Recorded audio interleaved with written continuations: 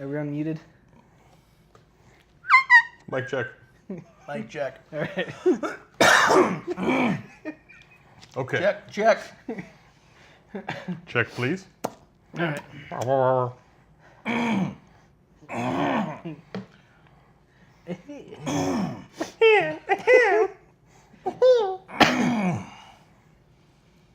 How come I can't see our live things? Can't see what? I can't see that we're going live. Going live. Any minute, going live. Gonna be live.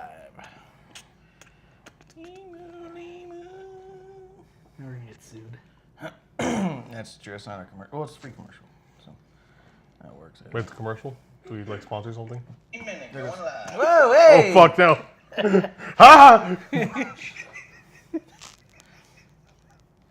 That was us. At least I'm watching us. You guys always put on hockey. Wait, we can put on hockey? You watch This- hockey every week, dude. There's no hockey game today. Stay Who are with you the going for? Browns. Blues. Thank you. It's not that I like the Blues, it's just... All right. Today, yeah. Let's get this shit show on the road. Let's get to it. What's in your wallet? Oh, here we go. Crown apple. Crown apple. Crapple. Coffee from a place. Probably good.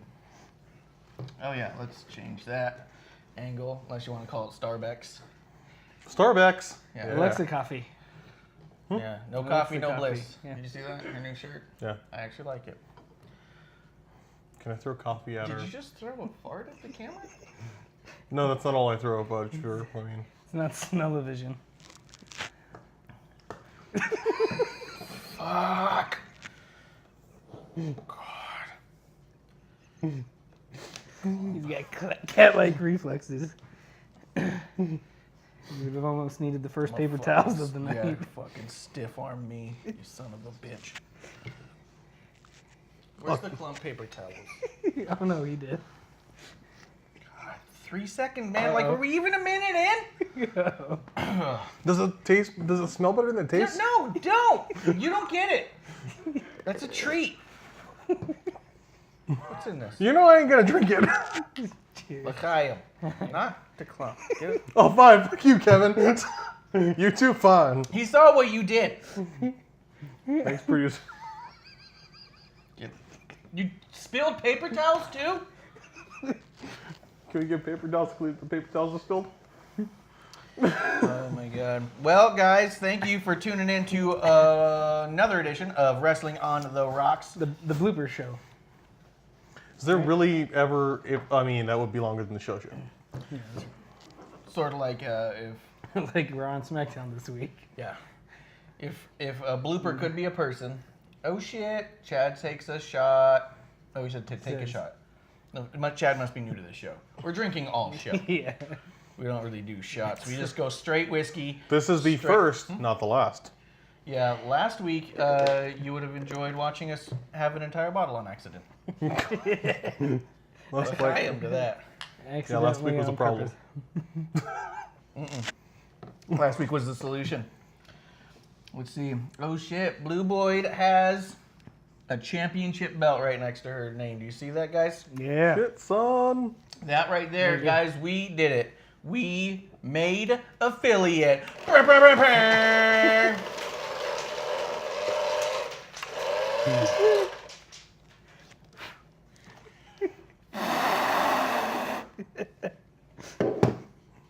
Hunt it. What the fuck's on? Who's on it? That's Theodore Roosevelt, right before he grew in a mustache. Or it's FDR after he got. It looks like a used car. Contact It looks like a shit used car salesman. It's FDR with contact lenses. You guys keep going. I'm trying to figure this out now. We did it. We made affiliate, and that's thanks to you guys. Thank you guys you guys. will be getting messages this week, or you can start messaging me directly now. I'm going to need a name and address. We're sending everyone who was one of our first 50 followers a custom- $100 bill. No, man, we're gonna run out. We're gonna do that gimmick again someday. We're getting custom poker chips for everybody, dude. With that in mind, if you subscribe, and I suggest you do, because if you have Amazon Prime, you get one for free, but it's not free to me. So keep it coming, and you get one of those 5 o'clock somewhere championship belts that, as you can see on the chat right there. And a I hug. believe you get emotes too. Scott Lehman. There should be a Marsh emote. Let's see if I can find it. We're still learning. I found a Dorito. I'm just going with Dorito. Dorito's way better. I should have done that myself. I don't see my emote. But there is a Marsh emote that apparently you get also if you subscribe in some way. I made one and we're going to keep making others. But Prime subscribe. It's free to you. It funds my dream and my life and my habit. Problem. Air tank. But and you get these badges, which is pretty cool. Oh, look on that. You see a star on here. I see a bell. I wonder. So we're learning all about this thing. So I'll probably be hitting up some people about stuff. And again, we are going to be letting you guys know about the poker chips that are coming your way. Was there another thing on that? I don't think so. No, just thank you guys so much. Couldn't do it without you. We are looking to try and Thank you, guys. get 15 subscribers because then we get sub points, which means we get other stuff, and we don't know what that is yet. So until we unlock it, we won't know. We're not good with the internet. We can't look that stuff up otherwise. So tell your friends if they have an Amazon Prime account and they do not Twitch, it is time to do so. Yeah. What? Everyone should start twitching. I don't like the way you said that. That's fair. Let's see. It looks like they're asking if they get a poker chip. If we have leftovers, definitely. But let's see. Our last show we did was on AEW and StarCast. It was our most viewed show so far. So I just want to thank everybody for that, sharing it out, doing whatever it is you guys are doing. People are watching it, and that's pretty fun. So I think today we're going to get into it, unless you guys had something else you wanted to get in on the top of the show. Do you want to start with NXT 25 or where are we starting out? That was your question? Cool. Yeah. Hey, I wanted to ask relevant questions I towards. asked you about anything other than what the show was, and dude, you're ruining the dollars. Pew, pew, pew. Pew. Dude, careful. Don't spill. Careful. You gotta launch it. Yeah, launch it. Something like Oh that. yeah, you been to the club. Yeah, let's get into it. Let's go ahead. Let's talk about NXT Takeover. I like on the rumor and innuendo sites that I like to look at because they are shite. Pure comedy. It's ridiculous. It's funny. I mean, I shared the one with you guys where Meltzer accuses WWE of copying AEW. AEW comedy skit, which was a copy of a previous WWE skit, and it just made him sound like the way he said it. So like, I would never. It was like you're defending a cyclical thing, and it's fine. Everyone can do that. It's okay to reference each other. It's not a big deal. All about throwing paper. But Yeah, the Lacey Bucks are just like Okada, which is like JBL, which is like Donald Trump. yeah, Yeah. Shane McBucks. Stackhouse says NXT was fire, and I think we all agreed, and we're going to Yes. talk about that right now. But there was a bunch of surveys that went out. There was all like, what was better, Double or Nothing or to NXT Takeover? And there were all these ones, and I did get a kick out of the amount of times I saw different sites going, this survey garnered unusual results when it was saying that Surprising. NXT, yeah, surprising and strange. They used different words on a different couple sites, and it was all like, how could this be? And it was just that NXT won those polls. I was all like, that's fine. They're established. Like, let them win a poll and don't say that it's fucking weird. Realistically, like all elite wrestling is pulling an audience still. They're not going to have the WWE audience already there. Because Oh, yeah. everyone who watches All In is also always going to watch NXT. Yeah. Yeah, you're going to see people watch. If you watched Double or Nothing, you watched NXT. If you watch NXT, you may or may not have watched AEW. And They just have more viewers right now. well, and NXT pay-per-views or NXT events are always just so good. They're always solid. And they're polished, and they have long stories that have been built up over time. Dude, the Banff is here to have a drink. Bottoms up. So bottoms up. Boop, boop, boop, boop, boop, boop, boop.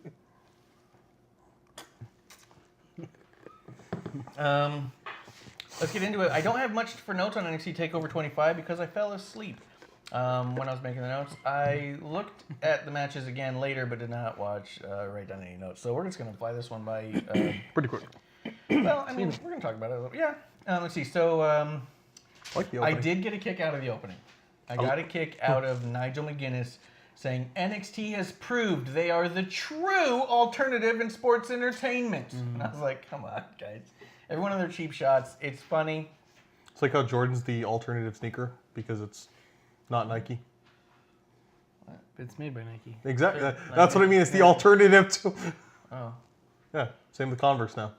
'Cause They're Nike? yeah, they're owned by Nike now. Oh. Yeah. That's a lot about shoes. I know random things.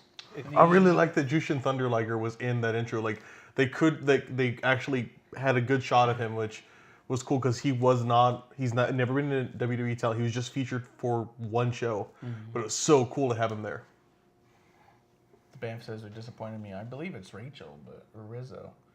But I don't, unless you guys know otherwise. I think Rizzo came in and subscribed just now. New subscriber. I'm all out of dollar bills. Can you flex them at the camera? I'm allowed to do this? Give them to me. Give 'em No, to me. no, I got this. No. I'm putting it back in the gun.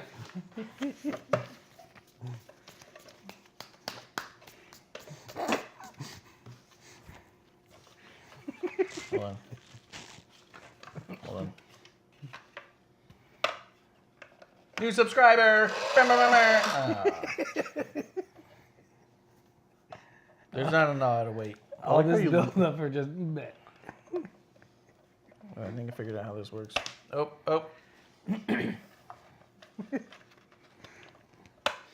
The show does get better, guys. Proportionally, a significant amount of our time has been devoted to this. Well, I mean, it's technology. It's a thing. There we go. New shoot Prime me. sub.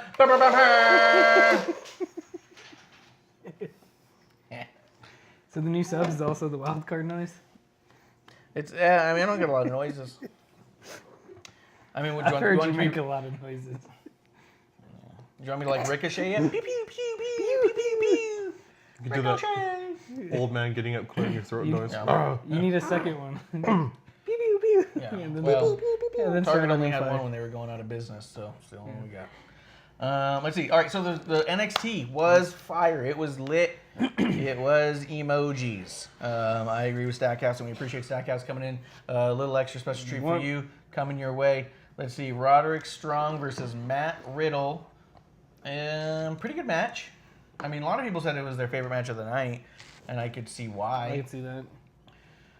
It's making me like Riddle more. Yeah, that ending was really cool. I Yeah. loved that ending sequence.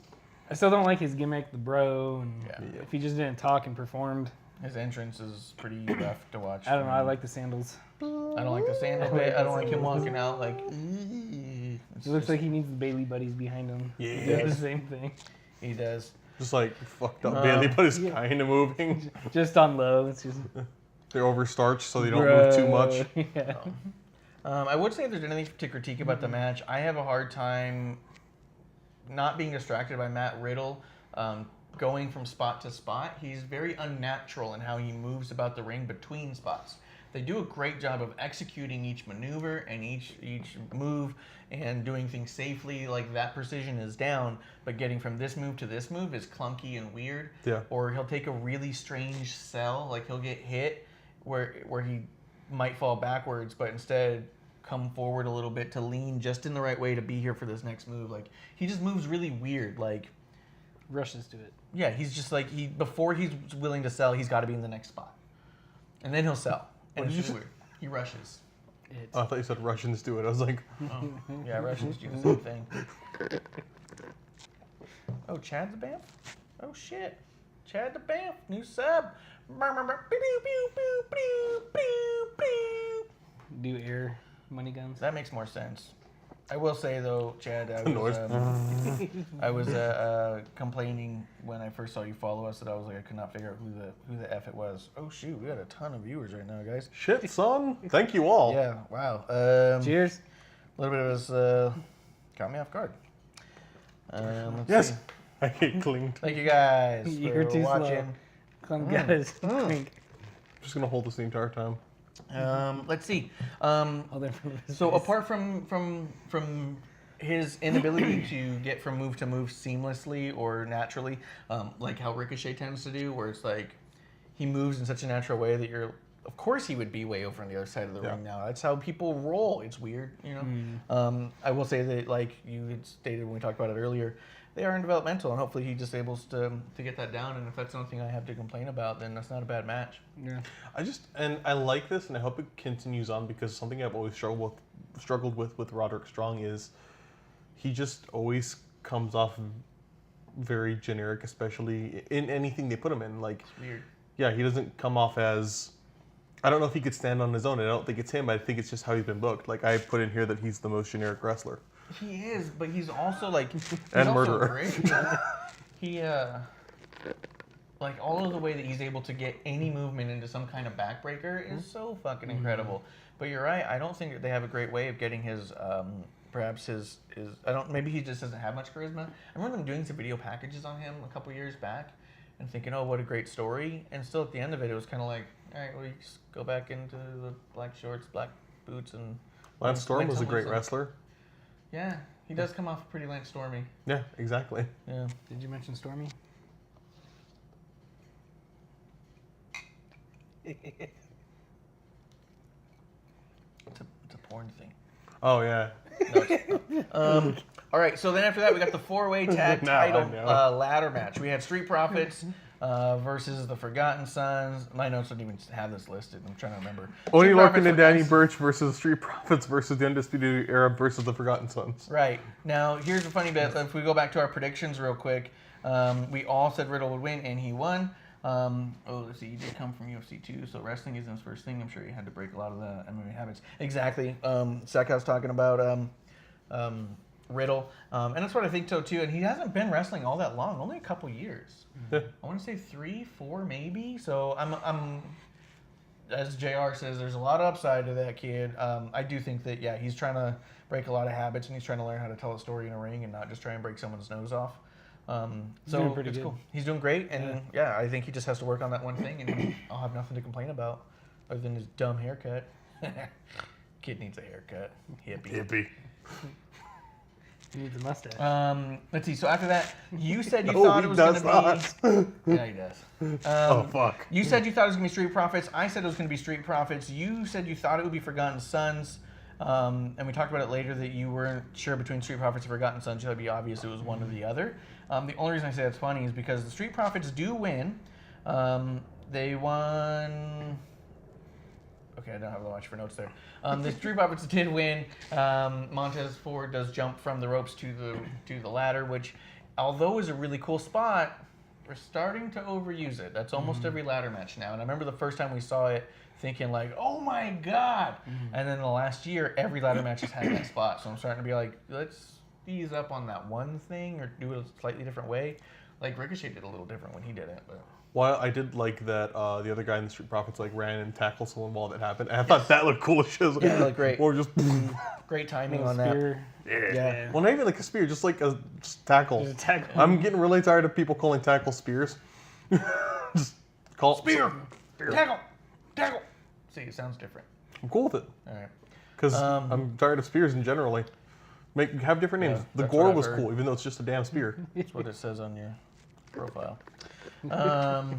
So I thought it was funny because I was listening to X-Pac's podcast today, and I recommend it to everybody, X-Pac 12360, wherever you get your podcasts. And it was funny because in that episode they broke down NXT, and they said, did anyone here think that Street Profits were going to win? And they all said, no, I don't think anyone did. And they said it was actually a really surprising win. And they talked about how online nobody knew it was coming. And I was like, literally, we all said that was probably going to happen. They're just not watching our show. That's the problem. They would have known. Do your homework. Do your homework. Watch our show and you can know the magic of wrestling mostly. Yeah, damn it, X-Pac. Sometimes You don't seem to know anything. Sometimes you just need to be on the outside and look in. Yeah, watch. They're gonna pull that clip now where I said X-Pac doesn't know anything, and he's gonna beat the shit out of me. Yeah. He might Brock Buster and like bust his ass again. Yeah. Win-win. Oh, rip his asshole. He'll rip my asshole too. You'd have a smile on your face either way. Yeah, either way, you can't lose. This is great. Yeah. Yay! X-Pac busted his ass on my face, and all I got was his T-shirt. You got a T-shirt? I did say it was really nice to see Riker back in action. He came back and had a lot of spots with the guys. But then it was weird because it took everyone to knock him down finally, Yeah. and then he was gone the rest Yeah. of the thing. It was like, wait a second, He's like, fuck where's it. where's this big Forget it. force? And then all of a sudden he's just like, all right, I'm out. Yeah, I'm tired. Because I thought for sure he was gonna play a later role in everything, and Yeah. he didn't. He did not. I did say that there were a lot of spots in that match that did not make sense, although it was overall a really good match. There's a lot of times where I think it was Undisputed Era was just walking around with the ladder, and everyone was kind of like bumping into it Didn't know and what to doing do stuff, with it. and like then they were kind of like making sure people jumped over it. Like it was this weird like, are you fighting or not fighting? Like what's going on here? Like it was really weird. It didn't make a lot of sense in some of it. Let's give him cheers to TP Poker. Yeah. Doing pretty good. David Booker. Give us a Prime sub. I see you got that Prime. We got that button now. Ba-doop, ba-doop, ba-doop. I don't know if it's on this side. Where am I pointing? I think it's up this way. If it's not this way, it's that way. Ooh. Is it like your version of Lucha House Party? This is all I got, man. Yeah. My arms hurt. Let's see. He spent. Was there anything else about that match that you guys wanted to bring up? I mean, it was like a feel-good moment for Street Profits. I still don't think I buy into them as a team, to be honest. I didn't think they were the best team of the night, but I did see that's where they're going with it. I don't think anyone in the division really, other than the Undisputed Era, I buy into. So I think it's maybe a way we can build someone up. Maybe. I buy into the Forgotten Sons pretty quick. Yeah. They're big, Well, bad then motherfuckers. Oni and I don't know, because they've been there so long and nothing's come of them. I'm like, okay, That's true. shit or get off the pot. What are we doing with you? I think they'd be but good. that's Roderick Strong as well. Yeah. And it's I like- think, okay, so for the Undisputed Era, I honestly think the two best people in it are Kyle O'Reilly and Bobby Fish, and I think they could move up because Kyle O'Reilly is such a good seller. He is charismatic, and I think he's funny as hell. Like when they did the Roderick Strong murdered at Matt Riddle thing, and he's just giggling like, "What did you do?" I was like, I like that. I don't know why, but I like that. It just seems stupid as hell. Yeah. And plus, he got his ass kicked in that ladder match. Oh, yeah, his Like- back's all cut up and shit. He has a He's hole like the size of this glass. Like a CZW match. got- yeah, it was gnarly. And a lot of people do like Street Profits, so DP Booker's not alone Nope. in that one. I just don't think I bought in yet, and we'll see how it goes. I also, in a weird way, I just don't like their look. Like, they don't look as intimidating, and I don't think they come off as athletic as you need to overcome that look. Yeah. But I don't know. Maybe I'm They just kind missing it. of remind me of Enzo and Cass, where you have the little one running around like crazy, and the big one just kind of like a big spot here. Yeah, and but there. they're just a different kind of big, though. It's like a me big. Yeah. Yeah. Well, we'd make a good tag team. We need a little guy. I'll be honest with you. I'm not knocking you because Such a goddamn piece of shit. I'm not knocking you because your shirts fit tighter on me. It's just a big guy and a bigger guy. You were just a fucking scumbag. I What mean, about Bam Bam Invader? shit that works. No, it doesn't. Not anymore. It doesn't work. I can Oh shave my more hair. Just my arms. Anything else with the tag match you want to put out there? This was nice for them. No, it was good. Saw it coming. Let's see. After that, we had Dream versus Breeze, which brings me to the end of my notes. So we're gonna go on for yours. I fell asleep. I definitely fell asleep during this match. You're not gonna like me. Is that where you stopped as well? My notes. I went to Reddit. I was like typing up based off that because I fell asleep too. Yeah. All right. Well, I like the I idea of remember the it being a velvet. good match. Yeah, I thought it was. I think I'm happy to see Tyler Breeze in this spot because he can, and not that he needs to develop it. He can just get a fresh coat of paint Yeah. because you need But to. the only thing that bothered me was this is the second time he's come back to NXT that I can remember. Yeah. Shit, never But I mind. think he's He went back against now. Ricochet. Yeah. That was one of the great matches, and he put on another great match. It just proves that WWE doesn't know how to use them.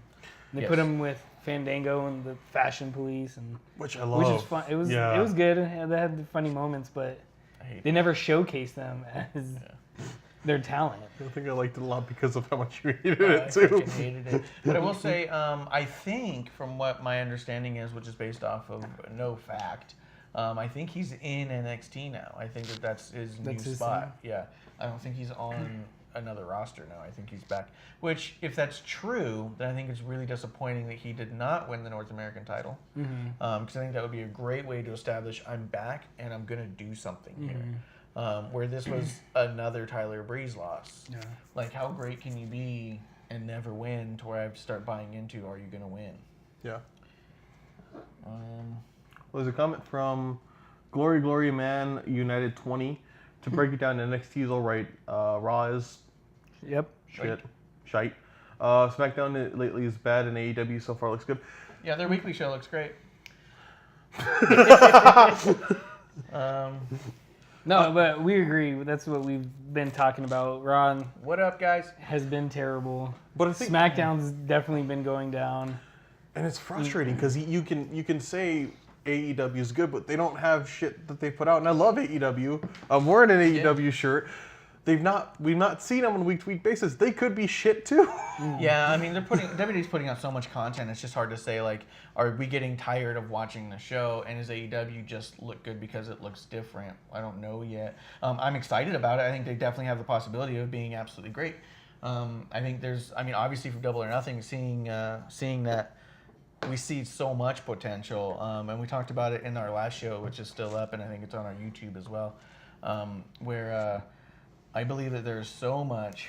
I don't think they'll have the same kid's attitude to it. I don't know if I don't know. I guess we're gonna have to find out, because I will say that the booking of the Double or Nothing was pretty obvious. If you were EVP, you were going over, except for Kenny Omega, who had to set up his rivalry with the other biggest star in the company, which is the surprise of Moxley. So Jericho going over Kenny Omega was also not a big surprise. So I would say it does feel a lot like, hey, these kids are going to be running the show. But let's see. I think they will have a rematch at Toronto, and Breeze will win. Stackhouse says his favorite match of the night was Breeze and Velveteen Dream. I will say that'd be hard to argue as well. It was really good. Yeah, it was two really good, weird people, which I thought worked well. Like their gimmicks really work well off of each other, and their styles too. Yeah. Wait. Just as a side note, I agree. Watching wrestling just straight for fart jokes and grown men twerking isn't good stories or good fighting. I will say that if you watch the Double or Nothing Battle Royal, we know that we're not sure what we're getting, because there was ass jokes, there was a staple gun to the dick, there was a lot of weird stuff. There was Frozen Mist by Glacier literally freezing someone, and Orange Cassidy tapping Tommy Dreamer, and the commentary going nuts. So I feel like that they're both capable of putting on goofy shit, but how do you utilize that goofy shit? That's what we're gonna have to wait to find out. It's something like we don't have to knock back. I'm okay with the silly shit. I'm excited to see how they use it. I like the silly shit. That's what I like about being the elite. You need to balance it, but I think it's something like, well, we can't compare these two and focus on the things that they're different about, because one, we don't have near enough information, content for one per promotion to say anything, and the other one, I mean, right now we're in a spot where it's kind of hard at times to watch it. Like we've all said in the past few weeks that it's been kind of hard to be a wrestling fan sometimes to watch this stuff. So maybe we gotta not focus on the negative of the big product to see the positive of the other one.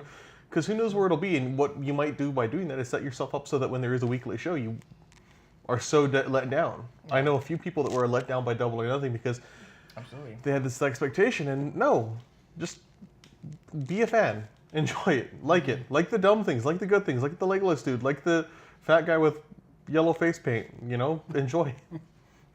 Like Glacier, Misting, the fat guy with yellow face paint twice.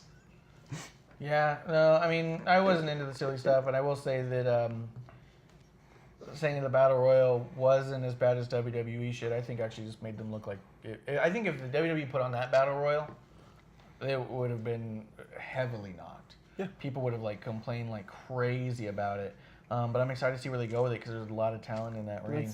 What's Friday's for? Yeah, Friday we're gonna see 50 battle royals. Let's see if anybody. 50-man battle royal. Yeah. Not 50 battle royals. It's 50 battle royals, dude.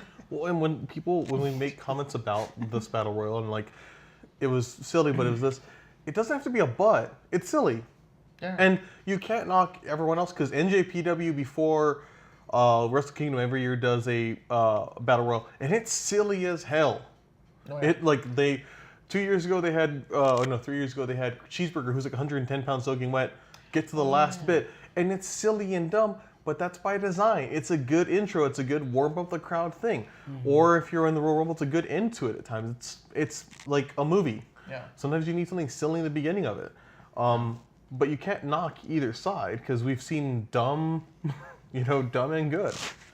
Yeah, I mean, and we'll see how they all balance it. And I will say that I don't think. I mean, we'll go through the notes on this, but I don't remember seeing very much silly or goofy shit the past 2 weeks on Raw or SmackDown. It's just been 24/7 title. I mean, that's just it though. That's their one comedy Yeah. bit the night. You know what I mean? They usually have the one comedy bit through it, and then that's the other stuff is just kind of Just bad. just not well done. So it's like different. SmackDown's a clip show. But we should get Raw back real quick rewind. to. Well, I got one other thing for NXT. Yeah, we want to get back to that. Yeah. Especially Stackhouse was saying this is his favorite match of the night, so I don't want to just count it. Also, he suspects that Tyler Breeze and Dream are going to do the next. They're going to build a program for the next one where Tyler Breeze will finally overcome Dream. But then what do you do with Dream? Moves him up the card Towards the world title? to the I next. guess. Dream and Cole. Ugh. I mean, that's Baby, kind of they kind of build it up like that. I think I'm less worried about that and more excited about the idea of Tyler Breeze having a singles title that has some weight to it. Oh, The yeah. U.S. title or the North American title, the NXT has been amazing. It's been held by awesome people. I'd love to see him have it. Oh, yeah. Yeah. Yeah, it should be really good. And the Firefly Funhouse was goofy, and we'll get to that too. That was very I forgot goofy. that. I was very let down and disappointed by it. It was weird. I want them to end it already, get him in the ring. Huskus. Actually, I mean, there was a lot of bits of it that were really interesting, and we'll go through it. But Yeah. the dance-off thing was I was a little confused looking at the thing. Like, let's see. After that, we had the NXT They Women's weren't title. playing Peaches and Cream. Shayna Baszler versus Io Shirai. Let's see. Oh, and on that last one, Clump was the only one who guessed wrong. You thought it was going to be Tyler Breeze. It was not. We both said, obviously, the Dream, idiot. And we were right. Yeah. I really wanted it. I wanted Tyler Breeze big time. Sometimes, me too. sometimes I think with hope. We also put that. We think it was going to be Dream, but we really wanted Breeze. Let's see. After this, we had Shayna Baszler. You thought it would be Baszler.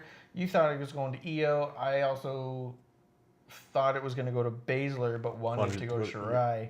And ultimately, it stayed on Shayna Baszler. And then at the end of it, Io Shirai snaps and beats the snot out of Shayna with the kendo stick, right? Yeah, she got all lacerated up. I was okay with that. Yeah, Didn't bother me. The moonsault with the chair was pretty. That was solid. pretty cool. I think more and more, and I thought it was going to be Baszler, but I really wanted it to be Shirai, and I want this belt off Baszler. She feels a little Brock Lesnar down there. I mean, she does it better than Brock Lesnar. I'd say she is more present, but it kind of, what I feel like happens is you do this and you build this person up and up and up and up, and then when somebody gets the belt from them or takes it off them, the rest of the card doesn't look talented enough to get it. Not by their own work. Their work rate's great, but by how you book them. Yeah. And then who is going to get the belt? How are they going to look? And then further, it's going to be real funny when Shayna goes to the main roster and with a tracker gets booked into oblivion. Yeah. What are you saying? Well, I think when she goes up, if Ronda's back and stuff like that, I don't know. I think that's also what the they're gonna women's do. division needs monsters like that right now really bad. Although our understanding being that Vince doesn't watch NXT or know that that's how they're built, so who knows if that's how she'll come over or not. Fair. I did find, and I saw this and I was reading a couple comments because I was like, that didn't look right. The ending, Shayna won with the assist from Io. Io it looked like Io put herself in the finisher. Oh, yeah. submission? Yeah, I was just like, what the fuck are you doing? It was a weird spot because Shayna was already going for the whatever clutch they call it or whatever. Cochina clutch. Yeah, no. Oh. Cochina clutch. No. But she kind of then lets it go and lets herself get pinned and then grabs her. Yeah. And then I saw that too, and I was like, Yeah, a little weird. Let's see. Stackhouse thinks they're going to build her up for Candice. Actually, Candice LeRae face win over Shayna Baszler could be pretty fucking sick. Have they been doing a good job of building Candice? Because I'll say the last few weeks we've been watching, I haven't seen her much. Although she came out during this match and beat the shit out of Shayna's friends. And, So she comes off strong, but is she being built in an ongoing storyline? We need to see more of her. Yeah. To do this. Johnny's story with Candice and Shayna. That'd be cool. That'd be cool. I mean, it's gonna have to be different because they're not a tag team, obviously. But the idea of but I mean, the problem then being that's is how that the if you go Iconics with, drop their belts. Oh, they could sign Joey Ryan. That'd be really cool. I think the problem though is that I mean, I don't know if I'd want to see that again. I really liked Johnny Gargano for a long time until I realized it was pointless to like Johnny Gargano because they wouldn't let him win any important matches ever. And when he literally lost the Chicago Street Fight while the other guy had his hands handcuffed behind his back and the guy was able to no-arm DDT Johnny for the win, I was like, fuck this. Like, if you can't win this match, then fucking stop, man. Or are you going to be pleasantly surprised with the ring by the end of this show? Oh, yeah. But yeah, a major underdog from Candice because she does come off a little bubbly, a little less bubbly than Kylie Ray, but she comes off a little bubbly. Yeah. After that, we did have the NXT Championship match: Johnny Gargano versus Adam Cole. Bay. I'm really tired, and I for the longest time, I still like Johnny Gargano. I think he's amazing, but I really don't like and get this where you have him perpetually in the state of rising, overcoming, and then fucking getting kicked down. What is the point of it? Let him keep a belt. Let him have a streak. Give him something. Because it doesn't make him look good. It makes it look like he's a dude who, I don't know, like you promote him and then he just does dog shit. And then he has to it almost looks like he gets good when the pressure's on. Yeah. But then fucks off, and he doesn't look strong as a champion. Well, he also looked bad when the pressure was on. Like I said, the whole road to him getting the title to begin with was him just loss after loss after loss, never getting a win, and somehow being pushed up the card with every loss. And it just didn't make any sense. And with Ciampa having the title, it was like Johnny didn't have a reason to go for it because he knew he can't beat Ciampa. He can't beat him handcuffed. Like, there's no way. So why would he bother? So he goes to do the North American title thing. Ciampa gets injured, and it's like, oh, let's get it on Johnny because now the Ciampa's out of the way.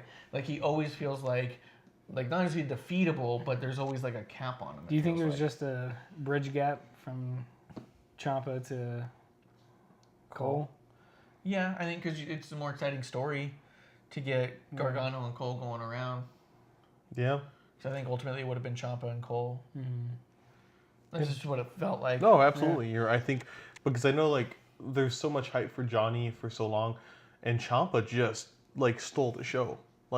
And from things I've read about dirt sheets that backstage Ciampa really proved himself to not just H, but to Vince and stuff, just because of how he looks and performs, because he's got this mean look. Yeah. I also he looks mean. Yeah, I also really don't and this is now old, but I kind of miss Johnny as a heel. I think he was compelling as a heel. And That's when I started liking Johnny. Yeah. Was when he was a heel. When he was getting a heel. Yeah. And then he gets the belt, and it's like, we're going to make him a face. No, the fans can cheer a heel. Just keep him an asshole. Yeah. He's great as an asshole. Yeah. And it's understandable. I like Stackhouse's fantasy booking on this one. If this is true, I'm into it. And you're better at fantasy booking as NXT than us, I think. Talking about Candice LeRae on the independent scene, yeah, she was known for hardcore matches and intergender matches. She was known to bleed a lot. She got kicked in the face with the tack-covered shoe by the Young Bucks. Yeah, it's fucking tight. Fuck the Young Bucks. And then, so he thinks that what they're probably doing because Io and the kendo stick, that they're going to build over to a Shayna and Io Shirai kind of hardcore no DQ match. But something's going to happen to get Io out of it, and Candice is going to step in. And well, see, that's what kind of confused me because I don't watch NXT on a regular basis. I want to, but, whatever, I'm busy. But going into it, they kept saying she doesn't have her friends, she doesn't have her weapons. And I kept saying, what weapons? Yeah. I don't get it. Weapons. Yeah, and then, then I was like, well, is it a, Extreme Rules match or, whatever? And I was like, cool, this would be great. And then it was just a normal match, and I was like, well, what weapons were they talking about? And it would be a hell of an upset if you have a no DQ match between Io and Shayna building up this way, and then to have this kind of bubbly, semi-innocent Candice, who we know has a hardcore edge, to be put into this match just kind of seemingly randomly, that it would be all like, well, what an effing upset if she pulls that off. That could be great. But the last match of TakeOver was championship. For the championship. Cole wins it. It was a good match. I wish that they allowed Gargano to establish himself as a stronger champion. But it's easier said than done. I thought it made no sense to me because I thought like the Undisputed Era seems like something you're just gonna pull up. Like I was thinking Cole was gonna lose, and then all 4 of them were gonna appear on Raw or SmackDown, which I'm not opposed to. Yeah. Because maybe you can have some group interject into main event feuds and push up so that we don't have Roman Reigns on 2 shows and Shane on 2 shows.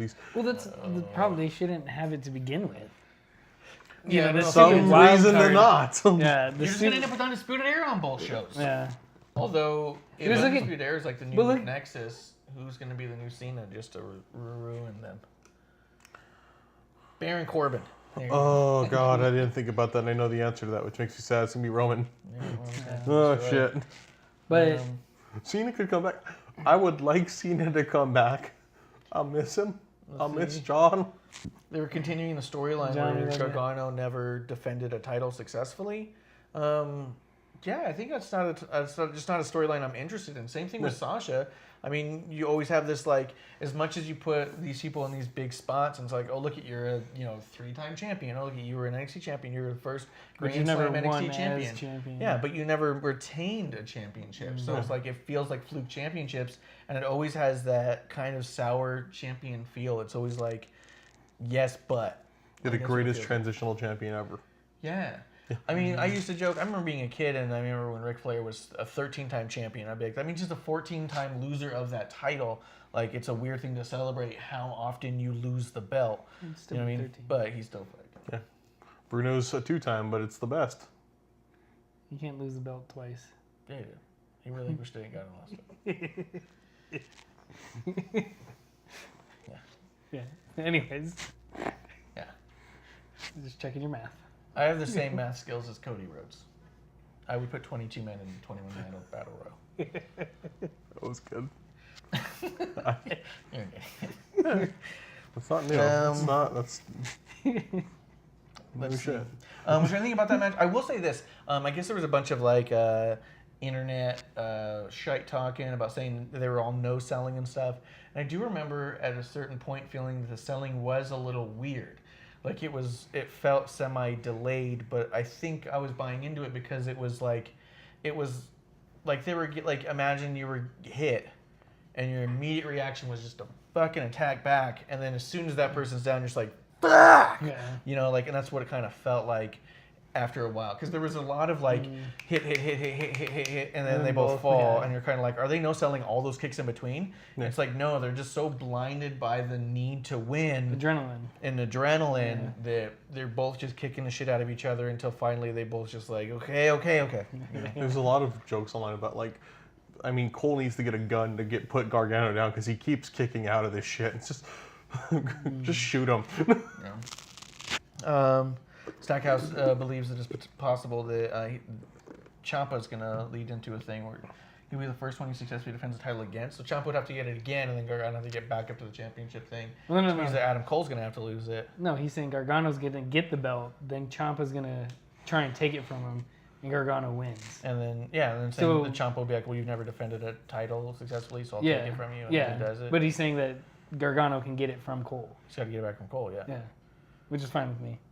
If it wasn't for Cole, I would like Undisputed Era. Throwing it out there. 100%. Like I want factions and I want stables and He's my like He's my second least favorite person in that group. Like, really, like if we're gonna rank shit for Kevin, take your pills. No, damn it. okay, in terms of shittiness or like this, like Roderick Strong for just being generic and it's more booking. Adam Cole because I don't get it. I don't get it here because it feels to me like the most.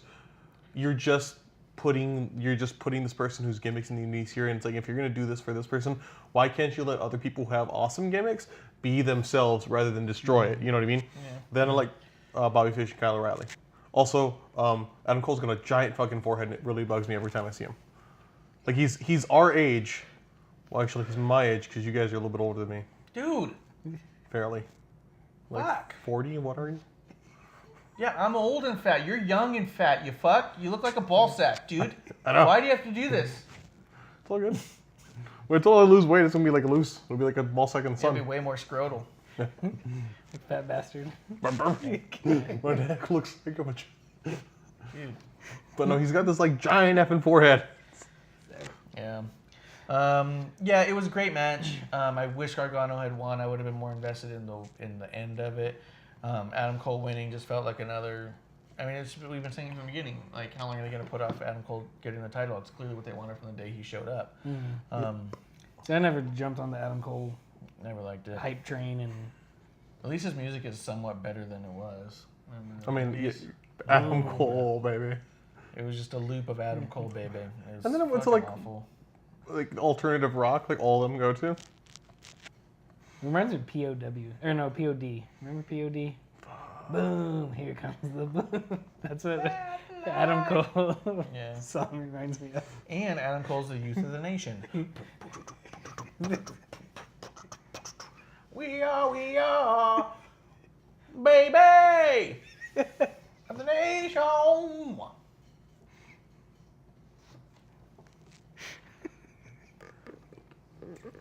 Sorry, I opened that box. Sierra young to know what says it that is. she gave Kevlar a burrito and we put him on the end. Are you saying he's all bloated? Mm-hmm. He's the most felt motherfucker at this table right now. Yeah, that's. I'm holding What in size gas shirt are you this wearing, whole Kevin? show. He needs more. Yeah, you are the smallest of this. Put on. Because I'm wearing a 3X and it fits normal. There you go. See how careful he was on top of his iPad? Yeah, because now there's iPads there now, it matters. Yeah. We should switch shirts one day, all of us, and see. You can just show everyone how fucking Just, tiny you are compared to me. It's like you're wearing your dad's shirt. We'll just do like musical chairs of shirts, though. We'll all wear each other's shirts. It'd be great. Let's see. So let's get into Raw. Draw names out of a hat and see which shirt you get. Let's see. So Raw opens up with Roman Reigns fucking again. I wrote. While he's coming out, though, it cuts to the announcers who are standing in the dark. So then it cuts to the backstage where someone's accidentally in the shot, panics and runs underneath a truck. That was amazing. That was so good. He does the, oh shit! Yeah, he does. Oh shit! You can just see a camera person like, just like, or like someone like presume. Cool, good. Like a fucking prospector holding onto his hat, like Jumps in the air, his legs kick a couple times. Only thing would have been better is if he tripped over himself as he went, like, oh shit. Dude, and he dived under a fucking production truck. I was like, that's natural. Because when I'm all like, where am I going to go? Truck. Under the truck. Landmines in the parking lot. So then my next note was, what the fuck is going on? Like, we're 3 minutes into the show, and the whole thing's falling apart. Our theory was that someone was going to be immediately fired. So my girlfriend got on LinkedIn to look up WWE careers, and they had a segment editor on there that was posted the same day, like hours before. And I was like, someone did. Someone definitely did. God damn it. Yeah. We'd have better luck guessing than you watching on purpose. Get out. Mid-show. Let's see. So after that, we get Shane McMahon comes out fucking again. Yep. And then I said, what show were these guys on? Because aren't they both SmackDown talent opening up Raw? Well, Shane's the boss. He can be on any show. He can be, but he's on one. Not any I really miss Stephanie, and I don't ever want to miss Stephanie, but I really fucking miss She was Stephanie. at NXT. Yeah. She was. Yeah, she needs to be at this. Oh, did you see who was behind her? Britt Baker was two chairs down from Stephanie. So when they're showing Stephanie like, Britt Baker's over there like, yeah. Want your teeth clean, bitch. but they're married, right? Adam Cole and Britt. Yeah. Yeah. So she was there front row to see Baby. Her baby. Her baby. Her baby. Her baby. And Stephanie just happens to sit next to her to make sure she doesn't cause a ruckus. I'm gonna sit right here. Make sure you don't fucking throw popcorn at anyone. You understand? That's how I imagine it went down. I imagine it'd be really goddamn intimidating to be It's next like to one of McMahon at a show like. Yeah. She has one of those little like child leashes Yeah. on her. You can't stand up. You have to... I imagine she'd have one of those like little sticky hands, just slap her in the face from across. So then my note was wild card means no brand split. It's official. At this point, Could have done it by just saying we're like not doing a brand split and just and just say, hey, because we're gonna be on Fox and USA, we don't want to deprive the universe of all of our talent. That's so much better than this bullshit. yeah, Because there's so many people bad. not getting airtime, and it's annoying. And the same people are on every show, except for AJ was absent this week. he's injured. He's out injured. Otherwise, he would have been probably on SmackDown because of the wild card rule. I was ready for AJ to come out. Beginning of SmackDown. Beginning of SmackDown. You're like, oh, we're reverting back. Remember, I will it's the say house. that before we get to it, though, Shane and Roman over the past like 2 weeks have gotten 25 minutes a night, every night, to promote this one stupid match that nobody's into. Yet Finn Balor, who's coming out as the fucking demon on that same pay-per-view, gets 30 2 seconds. minutes Yeah. fucking the night before. And it's like, you're telling me that these guys need fucking an hour a week to sell this one fucking match, but the demon needs 2 minutes to get the job done? And that's what I was going to bring up too, is that they haven't talked about, they mentioned the Taker and the Goldberg and the Orton and Triple H matches, and they only needed one tiny segment for me to like spark an interest. Triple H and Orton go back and forth, and it's like, cool. They showed the promo video before, and it kind of was like, all right, Roman and Shane have been going back and forth for 3 weeks, a month. Guys, And it really do is not good. I give promise a you it's shit. good. Yeah. Yeah, and I care less now than And I did even when they and first even announced Goldberg it. and Taker, which I didn't give a shit about, and they had that little back and forth, and especially on the end of SmackDown, I was like, okay, cool, I'm interested. I'll watch. What's depressing is they are not trimming these segments. When you watch the condensed version on Hulu, which a lot more people watch more and more because they don't have cable, they're not trimming this shit. Yeah. So there's a thing on going around that this week's Raw, if you watched Hulu, you saw less than 10 minutes of actual wrestling on a 90-minute wrestling program. And I'm fairly certain Compiled of 3 hours worth of material, brought down to an hour and a half, and all you could find was 20 minutes of wrestling. 10 10. on 20 for SmackDown, which was the uncondensed SmackDown, was 20. Oh. But Hulu on Raw on Hulu was less than 10 minutes of actual wrestling, and this shit didn't get cut. And I will tell you this, because we had to stop watching Hulu because of how bad it was. I remember when the Deleters of World got the tag titles at Mania, I remember it was like months later, I asked Kevin, where the fuck have the Deleters of World been? We haven't seen them in fucking months.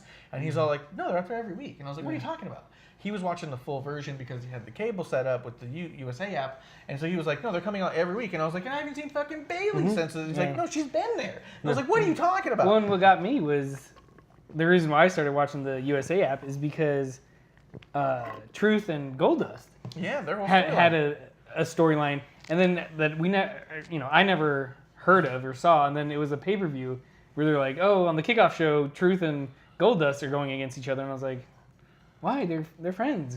What's going on? And then it shows a vignette of weeks and weeks of back and forth, Yeah. and you're like, what the fuck Yeah. happened? It's almost like if you were watching Heat. Yeah. It's like if you were growing up and you didn't have like cable, you had only antenna, so you got SmackDown, and you didn't see Velocity, you didn't see Heat, you didn't see Raw, you watch you'd go to a cousin's house and watch paper and be like, what the fuck is all this? yeah. It was like, it's they cut out all of the tag matches, they cut out almost the entire women's division, but they would keep everything with Roman and Brock in there no matter what. And then the thing that pissed me off the most of Hulu is how many times they would replay the opening segment.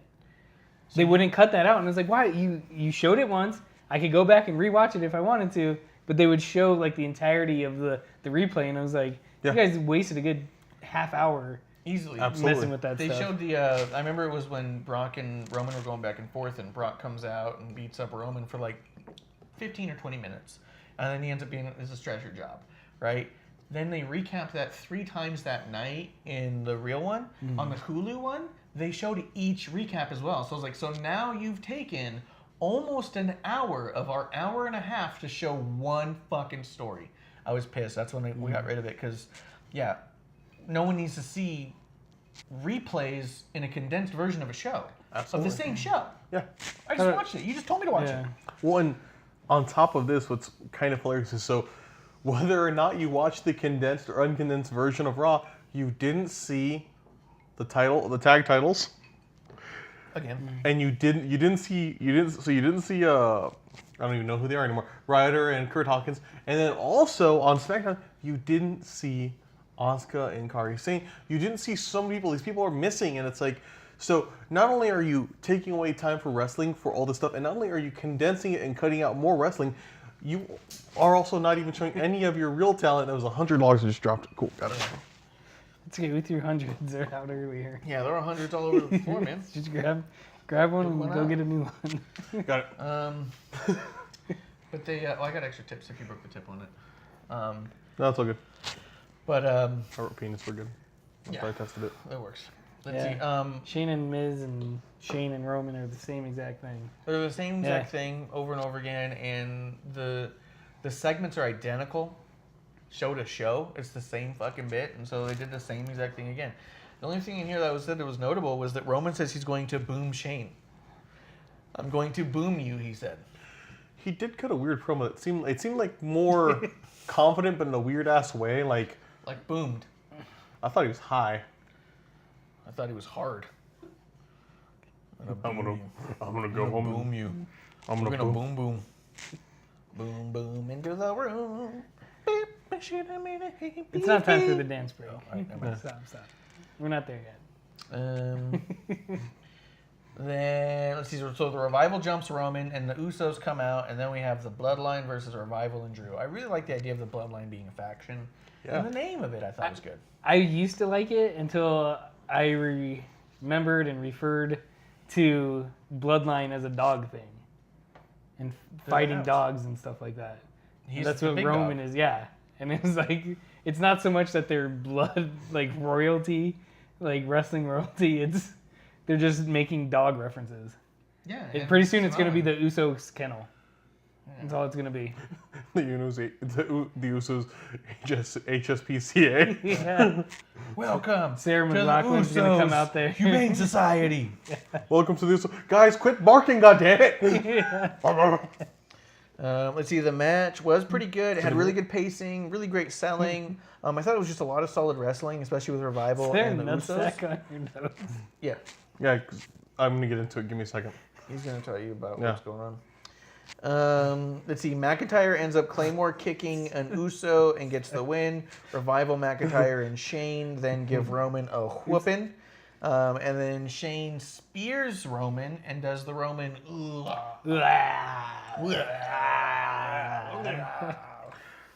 And now he gets my nutsack. Okay, so. All right. Talk about your nuts, dude. So I drew a nutsack. I did on later when they referred to it as a sack. I was like, God, because one, that was a bad spear. I was like, God, that looks so bad. Oh, yeah. The way Shane did it. And then the next that they called it a sack, I was like, yeah, because it looks like it's a nutsack. It looks like balls. Yeah, it looks like balls. 2 balls failed over. Yeah. Kind of stretched out weird. But looks like an afterthought. What? How are your balls an afterthought? They're my main focus. But just like it seemed just not. Just didn't seem good. Like so, I was like, I'd rather be That's called. what I said about your nuts. I was just like, this don't seem good. Okay, listen here, fine, Phil. We get kicked off Twitch. Get kicked off Twitch. Why? Eric pulls balls out. I will say that the match was good with those people, but the storyline is not building in any of this. And are we going to get like more Usos and Revival out of this? Like, I don't feel like they did. I do feel like they've been letting the Revival's been looking really good. Yeah. I kind of like the Shane-led Revival. Yeah, that didn't bother me.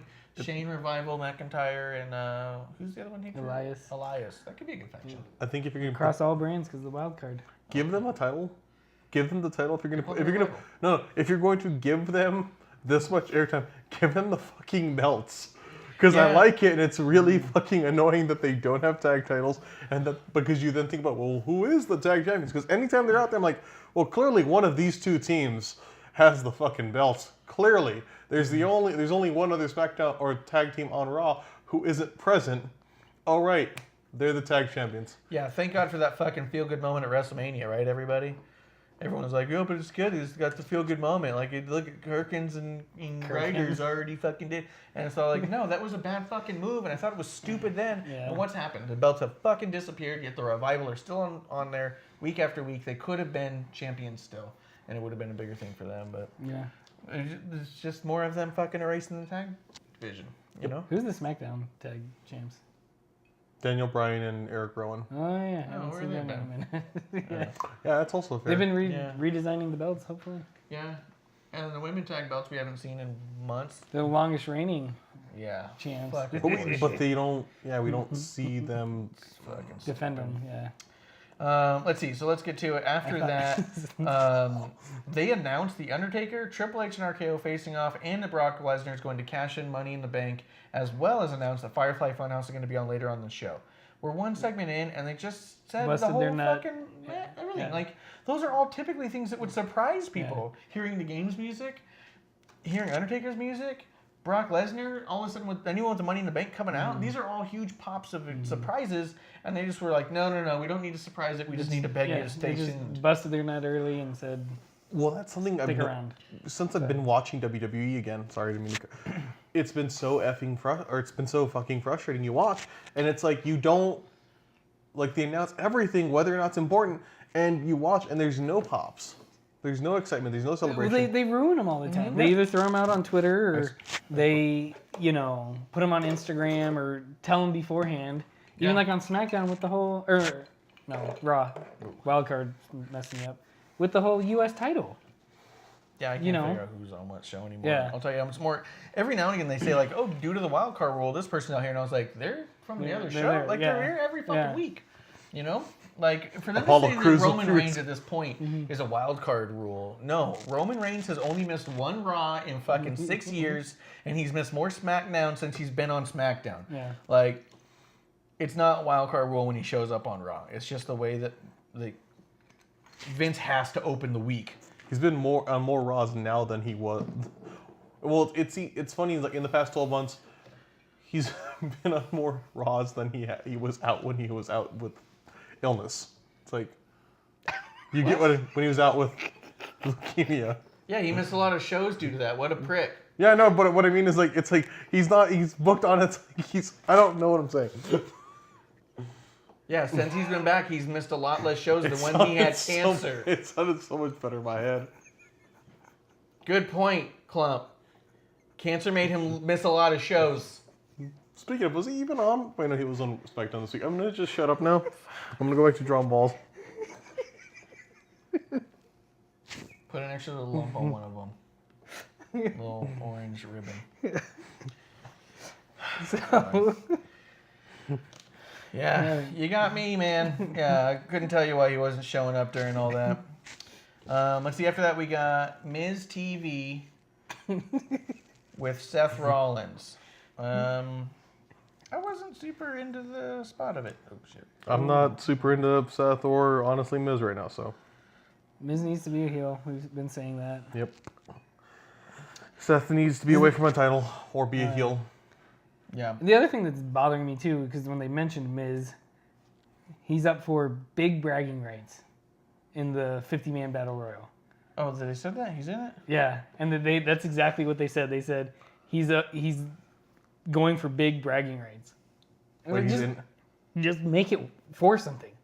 Just anything. Yeah. Just whatever. Well, I mean, it was for the Saudi Arabian title last time. Oh, man. Which Big nobody green brings belt. out, nobody Yeah. acknowledges. But it's it was a pretty belt too. I like the belt design. It was Yeah. pretty cool. I mean, I feel like And then the trophy until they broke it. They're just like, yeah, don't fix it, just toss it. Whatever, we don't need it. It's not important. But I mean, like, with the way you treat champions, it's not gonna hurt anyone getting a title shot out of that that battle royal. So give someone a title shot. Yeah. They don't have to win because your champions don't matter and the people who are coming after them don't really matter. So what's it gonna do? Yeah. You could make your next storyline person win it. That'd be awesome. Or even just, hey, you can pick your next opponent. It doesn't necessarily have to be for a title. If it's a champion, you beat them in said match, then you get a title shot. I almost feel Or at like least a popcorn party. Yeah. You know what I mean? I almost feel like the Backyard tailgate or whatever they called backyard it. The Almost- barbecue. Uso barbecue. Yeah. heck yeah. You have the Miz barbecue. And you don't get bragging rights, you get a barbecue. Yeah. So, I mean, I feel like with what they're doing, it's not even that they're like making the Saudi Arabian events into like a house show where they don't care. It's worse than that. They're actively avoiding it. They're actively trying to not make things change or make it It's not an issue. a non-issue because they don't want to have it be a thing in history. Yeah, they don't want it to have a factor. Yeah. Yeah. Well, see, I think it's the exact opposite because the way the show's built up to this one, I think the whole premise is, Brock saying Friday. I know it's down the line, but Yeah. I think belt's gonna change hands so that it's relevant. I mean, they did the one at was it Crown Jewel is when Brock got it, but that was the vacant title because of that horrible cancer. No, that was It was good cancer? No. You just disagreed that it was horrible cancer? no, it wasn't cancer. This was before. That was before cancer time. No. That's how the belt Oh went shit! It vacant. was. Fuck. Oh my god. Because it was supposed to be a triple threat. Why am I on this show? Why do you put me on here? This is a bad idea. Just realize more and more how bad it is. I said, Because- because that horrible cancer. He's like, no, don't down talk cancer. Because if you weren't on the show, he'd pick on me. To be fair, I am a Cancer. I was born in July. That's why you suck. Yeah. That's why. But So does that mean I was also gonna say, I miss think work for 4 months? Hey, I was also gonna say, like, I think that what happened there, I almost feel like that was a test run, and there was a lot less bad press about where about where they were doing it for that first show. Since then, I don't see any Saudi shows being a title change or anything consequential because they don't want this to be something in 10 years where they're like, oh, where did he win that in Saudi? Or oh fuck. Yeah. The first one disappeared too, though. I mean, they were trying to. They didn't. Nothing changed at all. Was it the tag titles changed? I think in one of them, I don't think anything's changed in any of them. except for the vacant title got awarded to somebody. And then they didn't do anything with it. Even when Braun won the Greatest Royal Rumble, it was like 4-0. Bragging rights. And a green But title. I think Do you think the Saudi title was the inspiration for the 24/7? I was gonna say that earlier when we were talking about the Saudi title. I think it'd be funny if But they you know- didn't change it at all. Just Yeah. But you know what'd be cool too is just to, throw something about the battle royal, some kind of weight to it. Is say, hey, you're gonna be the captain of your brand's team at Survivor Series. Something down the road. Yes. Yeah. I mean, it is a WrestleMania. And then you could event. oh god, I cringe every time they say that. But then you could even It's like put that up WrestleMania. for grabs until closer to Survivor Series. Mhm. The Miz win, he's the captain. All right, well I'm gonna put that on the line against Shane at SummerSlam. Just throwing that out there. I hope he doesn't face Shane ever again. Yeah, I hope they're done with that. Let's see. Ultimately, we get Miz TV with Seth Rollins. I thought Miz was flat and dumb. We're still there. Yeah. Seth Rollins, I thought was okay. And then it turns into a whole where's Brock? He's supposed to cash it in. Do it. Mhm. Do it. Yeah. Do it. I dare you. Do it. I dare you is what he was Yeah. saying. I Do dare you. it. Do it. I was waiting for Braun to come out in a dare shirt. Yeah. I dare you. Yeah. Why don't you double dog dare me? Maybe I will. Bitch. That's Brock. Double stampies, no takebacks. Yeah. And then they showed Brock's car shows up, and then they walk somewhere else, and they're like, "Oh, come on, whoa." Just kidding. Yeah. After they that, ran over the guy in the parking lot. Yeah, the guy in the parking lot was fired immediately. No, they probably ran him over. I think that was more than firing. Hit him with a car. We're looking for somebody to replace this guy. We have a living speed bump now. Yeah. Hey guys, I just saw we got a shit ton of viewers right now, guys. If you're not following, put the I in following, put the I in Prime subscribe because it's free to you and not free to me. You can put no in notifications because we don't care if you come back. We like it if you do though. For all you guys tuning in for the first time, cheers. Yeah, cheers to all the first time viewers. Double cheers to all of the. Yeah. I don't got anything to drink, Joe. But after that, we had Lars and Lucha House Party spot. I was pooping during this segment. I missed the whole thing. What happened? That's about it. Yeah, I mean that's valid. Like just, I'm trying to think what happened. They came out. They handed out piñatas to a bunch of people in the crowd. That's good. They're coming out of piñatas, so their piñatas were giving birth to smaller piñatas. That led to Lars coming out and Fun-sized piñatas.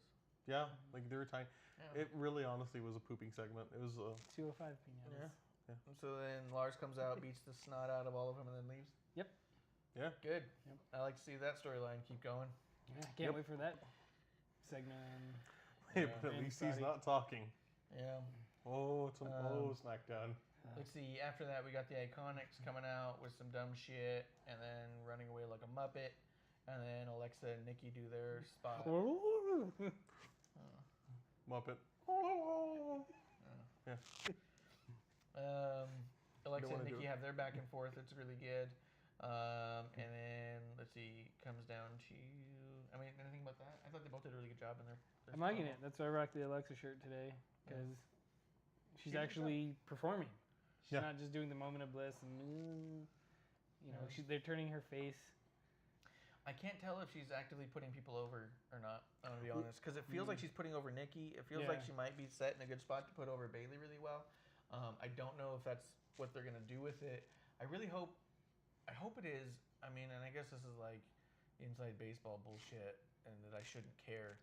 But I feel like that so many people have put her over and done the favors for her, and she's not done that in return. And I feel like this is a really good time for her to do that, especially if she's going to be on a more limited schedule due to their fear of the concussions and stuff. Then, hey, maybe when you do come in, it'd be an impactful thing where you can put someone over as you still look strong and all that stuff. It'd be nice. She put over Hopefully Diana. they don't break any windows playing inside baseball. What? Yes. No, Got the dumb laugh out of Kevin. I said that Alexa put over Nikki or Nia. Let's see. After that, we got a Becky promo where she was yelling at Lacey about fighting. Oh yeah, she was talking about being a fighting champion, being content, and all that stuff. Lacey yammers on, and then Charlotte comes out, and then it's wild card rule. And then Lacey punches Charlotte. So now we have Charlotte versus Lacey. That was almost as bad as the Becky woman's right punch. Yeah, it was really bad. It was an awkward ugh. Yeah. And then Charlotte just kind of sits there and they're like, she's stunned. And she's like, no, she's confused on what just happened. Yeah. Why did you do that? Yeah. Did you push me? Did you punch me? What am I supposed to do here? They ended up tossing those two in a match together. There was no heat on this match at all. Lacey was seemingly not where she needed to be on a number of spots, and it ended up coming off really weird. It felt like a sloppy match. Down? Says our volume went down. His volume went down all of a sudden. Yeah, you see that blue bar over there, Sean? That needs to be all the way up. There you go. Better? Hey, sorry about that. Thank you, Stackhouse. I hope you didn't have a stroke. Yeah. Do you smell toast? What? Where we had a stroke? Oh, yeah. shit. Dude, if you smell toast, put avocado on that shit. Yeah. No, you don't. What? You put jelly and butter. Mama la. What type of jelly? Apple jelly's good. Strawberry jelly. I was thinking onion jam, but okay. Onion jam. You never had it? No. Oh, it's the best. Just caramelize. I'm just gonna keep talking while he does this. Shave it. That like a gorgonzola cheese, like kind of sweet, kind of sour. Good. I was thinking like breakfast stuff, not. What? Why do you have toast for dinner? How poor are you, dude? I have bread sandwiches for dinner. He has onion jam to put on it. Did you miss that? Yeah, I made. Yeah. Yeah, onion chutney. Yeah. You're an idiot. You're not British. You're stupid. So let's see. So it comes off a really weird match. Becky ultimately gets involved, does her manhandle slam, they call it, which looks a lot like a pump handle rock bottom. Manhandle slam You know, sounds like the you know what annoyed allegation. me with that is Becky just pulls Lacey out of the ring and they immediately call for the match. Yeah, sure. Bell rings and Yeah, that was that was it. I was Ding, like, ding, wait a ding. second, like how many times have you seen like other people like push the other ones around and nothing and I honestly thought it was going that shitty. They called like, Yeah, this is not going well. just Stop end it. But you know end the it. other thing I was gonna say is you see some of the greats like Orton, Cena, you know, when they're in the ring with somebody that is, you know, far less talented than they are, they still make the match look good. Yes. AJ does it great. You know, there's a bunch of people that do it great. Charlotte, it made me start questioning if she was good or not. It made you wonder the work rate of everyone else around Charlotte. Exactly. Yes. Because I was sitting there and I was like, wow, Lacey looks so bad. And I was like, but then it's making Charlotte look bad and Charlotte's looking, you know, and I was like, wait, she's supposed to be, Because also, how good One of did the Lacey tops. look against Becky? yeah. And I was like, wait a sec, what's happening here? Yeah. And I was like, maybe it's an off night, maybe. Or maybe Charlotte's not as into it when she's not fucking on Yeah. top the whole time. Maybe she's being fucking pouty. You know, I'm not gonna go put them over. I'm not gonna make them look good. Fuck. She pulled a Sasha. What? Pulled a Sasha. Take Taking my vacation? ball. Taking my ball and going I've home. been on vacation. See you guys. Yeah. Anyways, Alright. I just that was one of my notes that I never write down. Yeah, no, But- it did. Lacey looked really bad, and Charlotte didn't look great. And Mm-mm. And like I said, it just made me question: Who is the- is there wool over our eyes about Charlotte? yeah, I mean, think about it. What brought her to the top was her rivalries with Sasha Banks, with Bailey, with Becky, her stuff with Natalya and NXT. Like those are the things that brought her to the show. And they're all top talent, but you see somebody. She finally went against somebody, you know. Yeah, her and Asuka. Yeah, Yeah, you know, and it just made me think. I've never seen Charlotte go against anyone. that green. Yeah, or And- that where it didn't. Looking at the other people didn't also have these bad matches with people. Like, Yeah, like you said, like Becky didn't have a bad match with Lacey. At the Royal Rumble, Natty and Lacey. looked fine. Natty and Lacey look great. Natty and Lacey looked good on Raw. It's Lacey's, I mean, you know, Naomi and Lacey's Lacey look, look good yeah, when we saw her.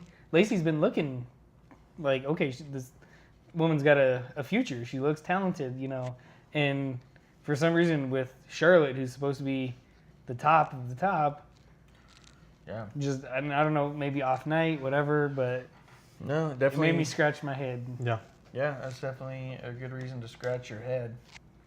Apart from that, it was a pretty decent spot. I am tired though of the Becky Lacey thing. I do. If this stayed on Raw, fine. But when we get to SmackDown and realize the amount of bullshit that's happening to the Raw SmackDown division for women, then that's another thing. But then you have a whole Raw women's roster. Who's on it? Natalia, Alexa, Nikki, Naomi, I think. yeah, Naomi's on it. She Yeah, where have any of them been? yeah. They've still just been doing Lacey, Becky, and Charlotte. Yeah. We have all this division, all this talent, and Tamina. we're not doing anything with it. We found Tamina out. showed up, yeah. Tamina showed up. Yeah, well, I mean, show barbecue she'll show, but to the ring maybe not. Jesus. Sure. So for first place, Nia's gonna turn up too. Catering. Yeah. Nia's here tonight. Look out, buffet. They should have had a hot dog eating contest at that barbecue. What? Like just had like a donut. They should have like You want to see Tamina eating hot dogs? no, I'm just saying that would have been the Relax, best man. like intro back for these people. It's like, oh shit. That's No, where would win That's that. horrible. I mean, if I was a professional wrestler looking like this, that is where you'd expect me to appear. You know who like would Otis win? Dozrovich. Hell yeah. That would have been so tight to have Otis like That's for the 4th of July segment. Just like Nathan's hot dog eating contest. He goes out there. You know who wins the hot dog eating contest every year, right? Pat Patterson. No, but he only likes the small ones, the young ones, Yeah, Italian. Vienna. the young ones. Yeah. Yeah, Veal? The young Bucks. Assault allegations. Where my nipples are. I'll make your nips bleed. With dude. weird Terry some Funk on the hardcore bottom.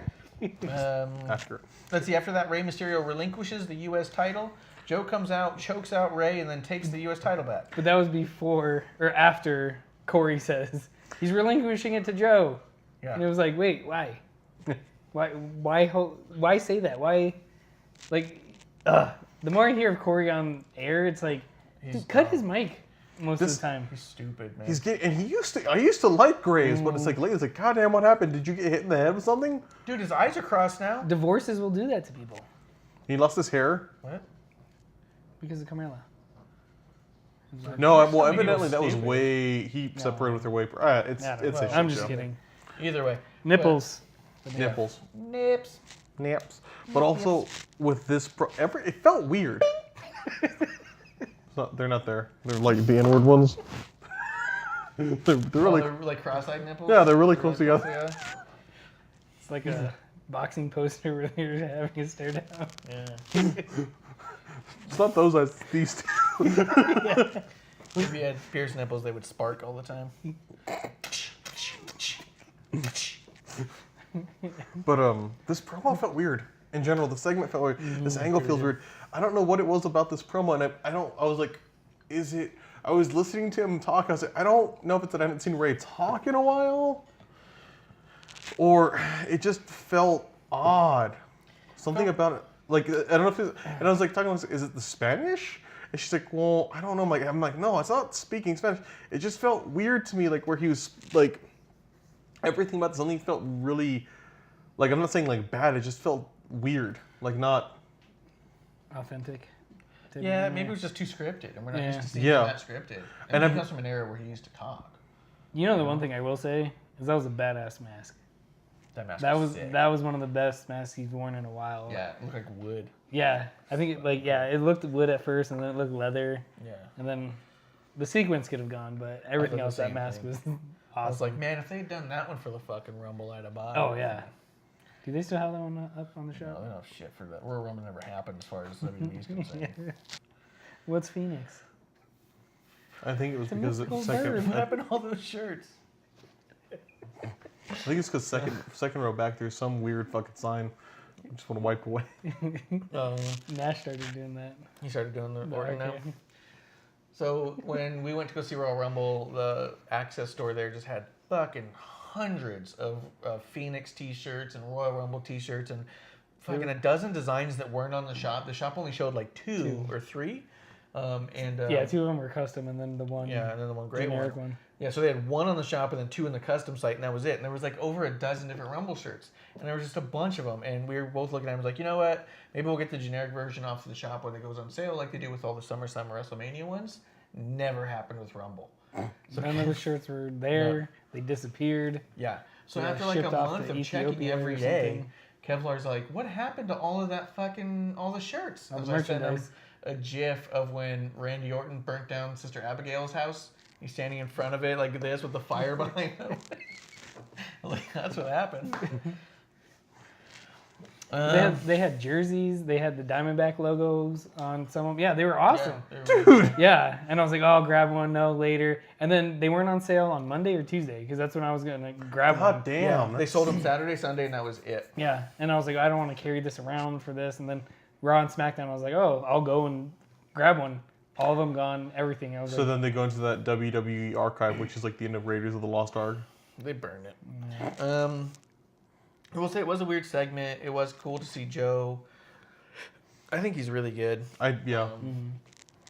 And I think he can bring a lot to that U.S. title as long as they let him show up on TV. So that's up to them. I just don't get why they relinquished it to him. Where every other time there's been a We're somebody gonna do a tournament. yeah. It's because of the shoulder being up. There was reasonable doubt to him authentically winning the title. Anyways, it wasn't a clean win. But then he should have a title shot.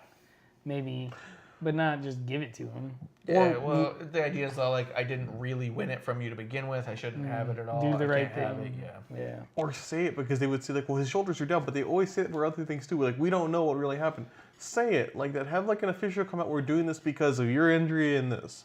Because it just felt like it was. We're talking about it now. It felt weird and. Well, it mixed. just felt like two guys were like, here, you won the trophy, not me. And I'm it felt out. super. Ray felt super defensive. Like he was like, "Give me a second to talk."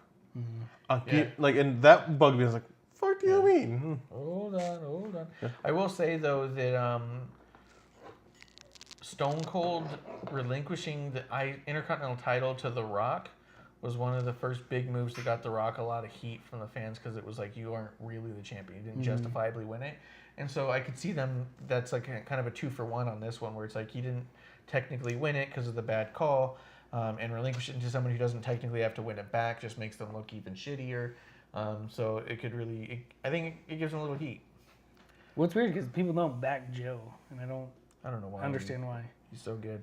He's good. I would let him break into my house with my family inside while I'm away. I'd shoot the son of a bitch if he did that to me. I wouldn't Being mind. honest.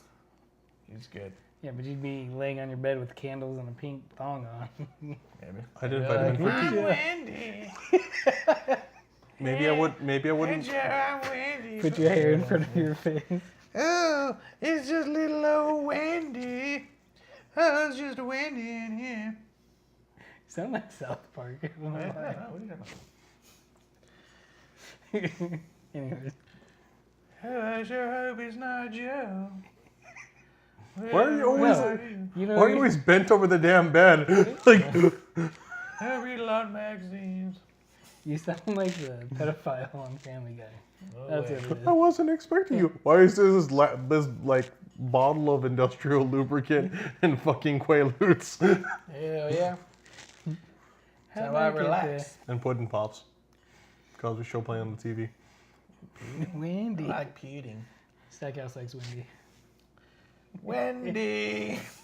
Hey, Wendy. I wanted a Hey Wendy t-shirt. I wanted one so bad. With just like a door off the hinges. It says, Hey Wendy. Have AJ go pitch it. I says, hey, so here's what they want. Yeah. They want a T-shirt with your picture on it, but looking scared, Yeah. You gotta look terrified. like this, with clearly like broken glass and shit. Yeah. Look serious, have tears, okay? What about Better than the Katie Vick angle. what about the Wendy's logo? Shit, yeah. It's AJ with the pigtails. Yeah. No, just It's spilled, Joe with the pigtail. Hey, Wendy. like discarded frosty cup that looks like it's spilled. Hey, Wendy. Gross. Yeah. Gross. Yes, we are.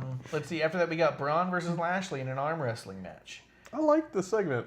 It was way better than I thought it was going to be. When I I saw it, was like, very fuck. disappointed as well. When they first said it, I was like, ugh. Yeah, I was like, "Are you fucking kidding me? We're back to Yeah. this shit," Yeah. and it played out well. Yeah. You really, I think the thing that was funny was the amount of like cameras tight on Lashley when he doesn't have his headband. You really become aware, shit, you have alopecia. You have no hair. Because like, you could tell his eyebrows. That's why he has like, he wears a sweatband and everything. He has no hair. He has that condition. Well, and he sweats so fucking bad. But it was like, you could see his You know eyebrows. who else was sweating like a mother was Goldberg. Oh yeah. And how boring was his entrance without pyro? so funny. Or cops. Yeah, he's like, all right. Yeah, everyone's like, "You're fine. No one's gonna attack He you." looked like an old dad telling you not to fuck around with his kids. Like, stay away from my son. Let's see. So Braun wins the Lashley wrestling match. And then Lashley throws chalk in Brain's face. Dude, I was drinking during this one. Yeah, I can tell. And then power slams him. And then Michael Cole goes, "That's what Braun usually does to his opponents." I was like, what? So stupid. He used Braun's finisher on him. Yeah. But that's what Braun does to his opponents. What?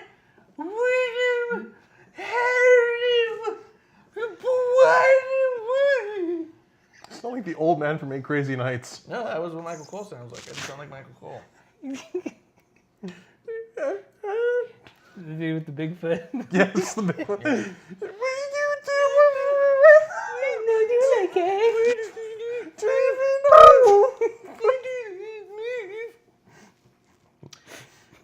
Let's see. After that, we get Nikki versus Peyton Royce with Alexa Bliss on the outside. The crowd is not into this.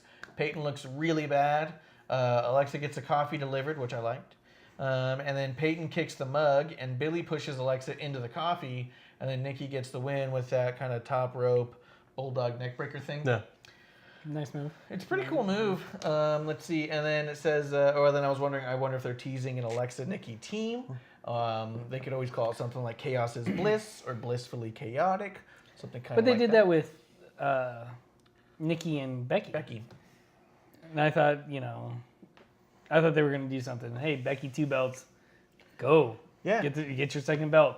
It's not, a singles belt, but there's no one else touching those. No Yeah. one else is doing anything with them. Yeah, she could. I think she could take both the Iconics and a handicap match. Yeah. 100%. Becky 3 belts, motherfucker. the bad thing is about the Iconics is that Payne's definitely the better of the two. Yeah. And she looked horrible in this match. Yeah. But she doesn't always. No, I was going to say, before this match, it looked like, okay, she's figuring things out, and then that turd happened. No, the empty coffee cup was actually when Bailey smacked it out Alexa at the next show. This was the one that was the coffee mug that had coffee that spilled everywhere. I thought you were talking about Clump's empty. Oh, Clump's empty coffee. Clean.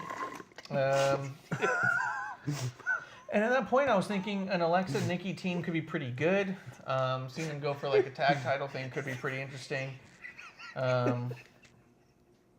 But then we get what we got the next night, so it's kind of out of it. That much there. Keep going. Yes.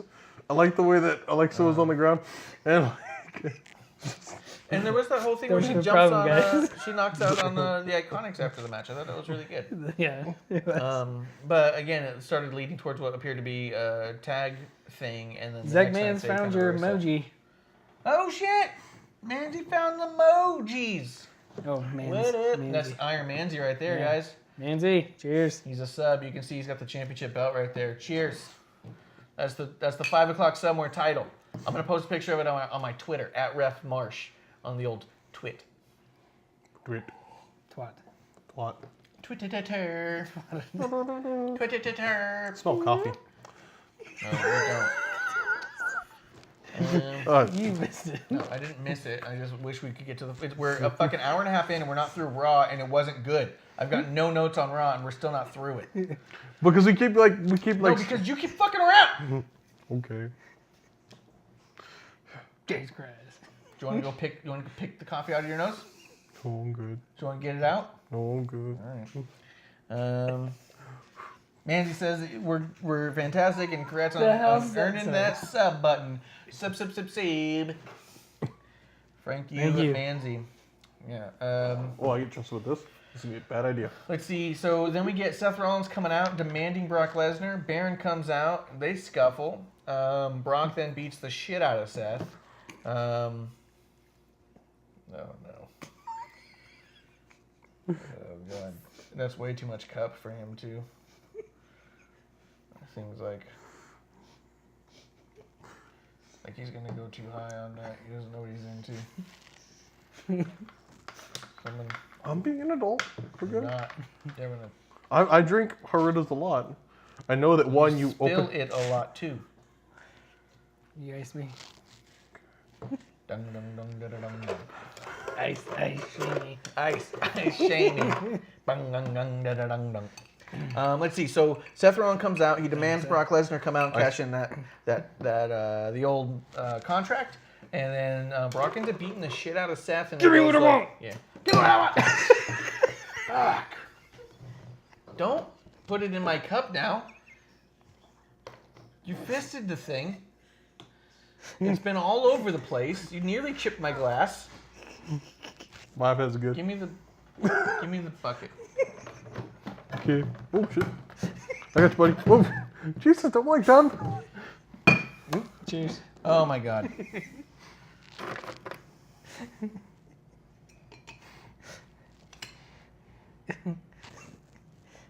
I was doing good, champ. If you're new to the show, this happens often. Give me what I want. Give me what I want. What I really want. Has somebody done a mashup with the Spice Girls in that yet? Well, because Triple H did that. No. I mean like an actual YouTube. Oh my god. Shut up. We're good. You're not good. No, we're good. It's not that bad. I just got a little bit. I gotta jump my iPad. Producer, we're fine. Don't worry, he's still on his iPad. It's not that bad. Guys, I'm trying. Worse. I've spilled way worse. It's true, but I'm trying. I'm trying to be more of an adult and do better at this. I'm not doing well, but I'm trying. You pour drinks like Lieutenant Dan tries to pour with his feet. Fucking Christ. Don't drink. Lieutenant Dan has hands. Yeah, but if he tried to pour a glass I with his see what feet. you mean. Or his nubs. You can imagine him pinching him with his little nubs. You know what? He could have been in the Battle Royal. Lieutenant Dan could have won the Casino Battle Royal. He would have definitely eliminated Ty Dillinger at least. Sean Spurts. I do think Iron Man's he should start screaming, "Give me what I want." I think it'd be good. Yeah. Oh yeah, we're about to get to that because the 24/7 spot comes up here actually in a really fun way towards the end of the show. But my only gripe with the 24/7 was the golf thing. They did it well. If you're gonna No. I understand that, but just them announcing, you could even lose it on the golf course. Oh, and then they did like it on the a golf week course. or 2 Like weeks such before. a telegraphed. Yeah, and it was like, do it at a bowling alley at that point. Do it at a bar. What probably happened is Cole just said that, and then Vince goes, "Oh, that's good shit right there." Yeah. Taking a lot. Sounds good. Yeah. They get more and more specific. You could even lose it at a TGI Fridays in Mississippi. You could lose it at my mom's house.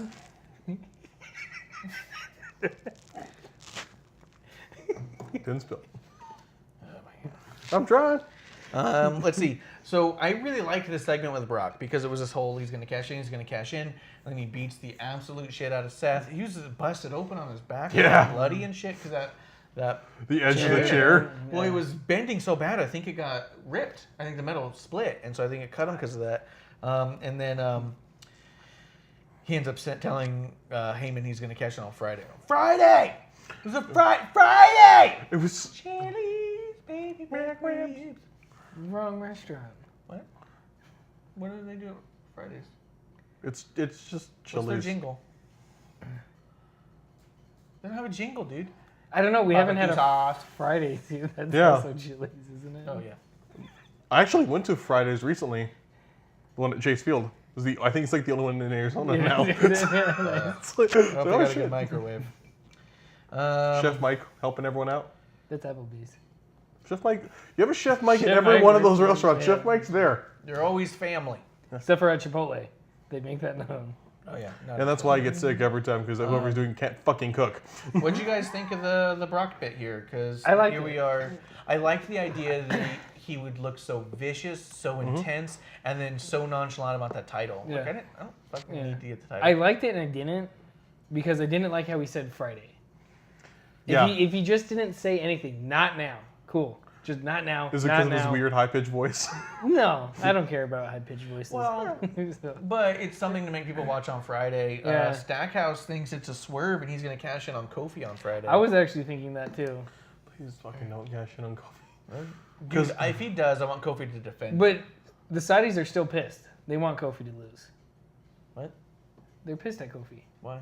For last year when New Day comes in on a magic carpet. Oh yeah. It's a brand new world. It's not the most offensive part about this whole pay-per-view in that country, okay? Yeah.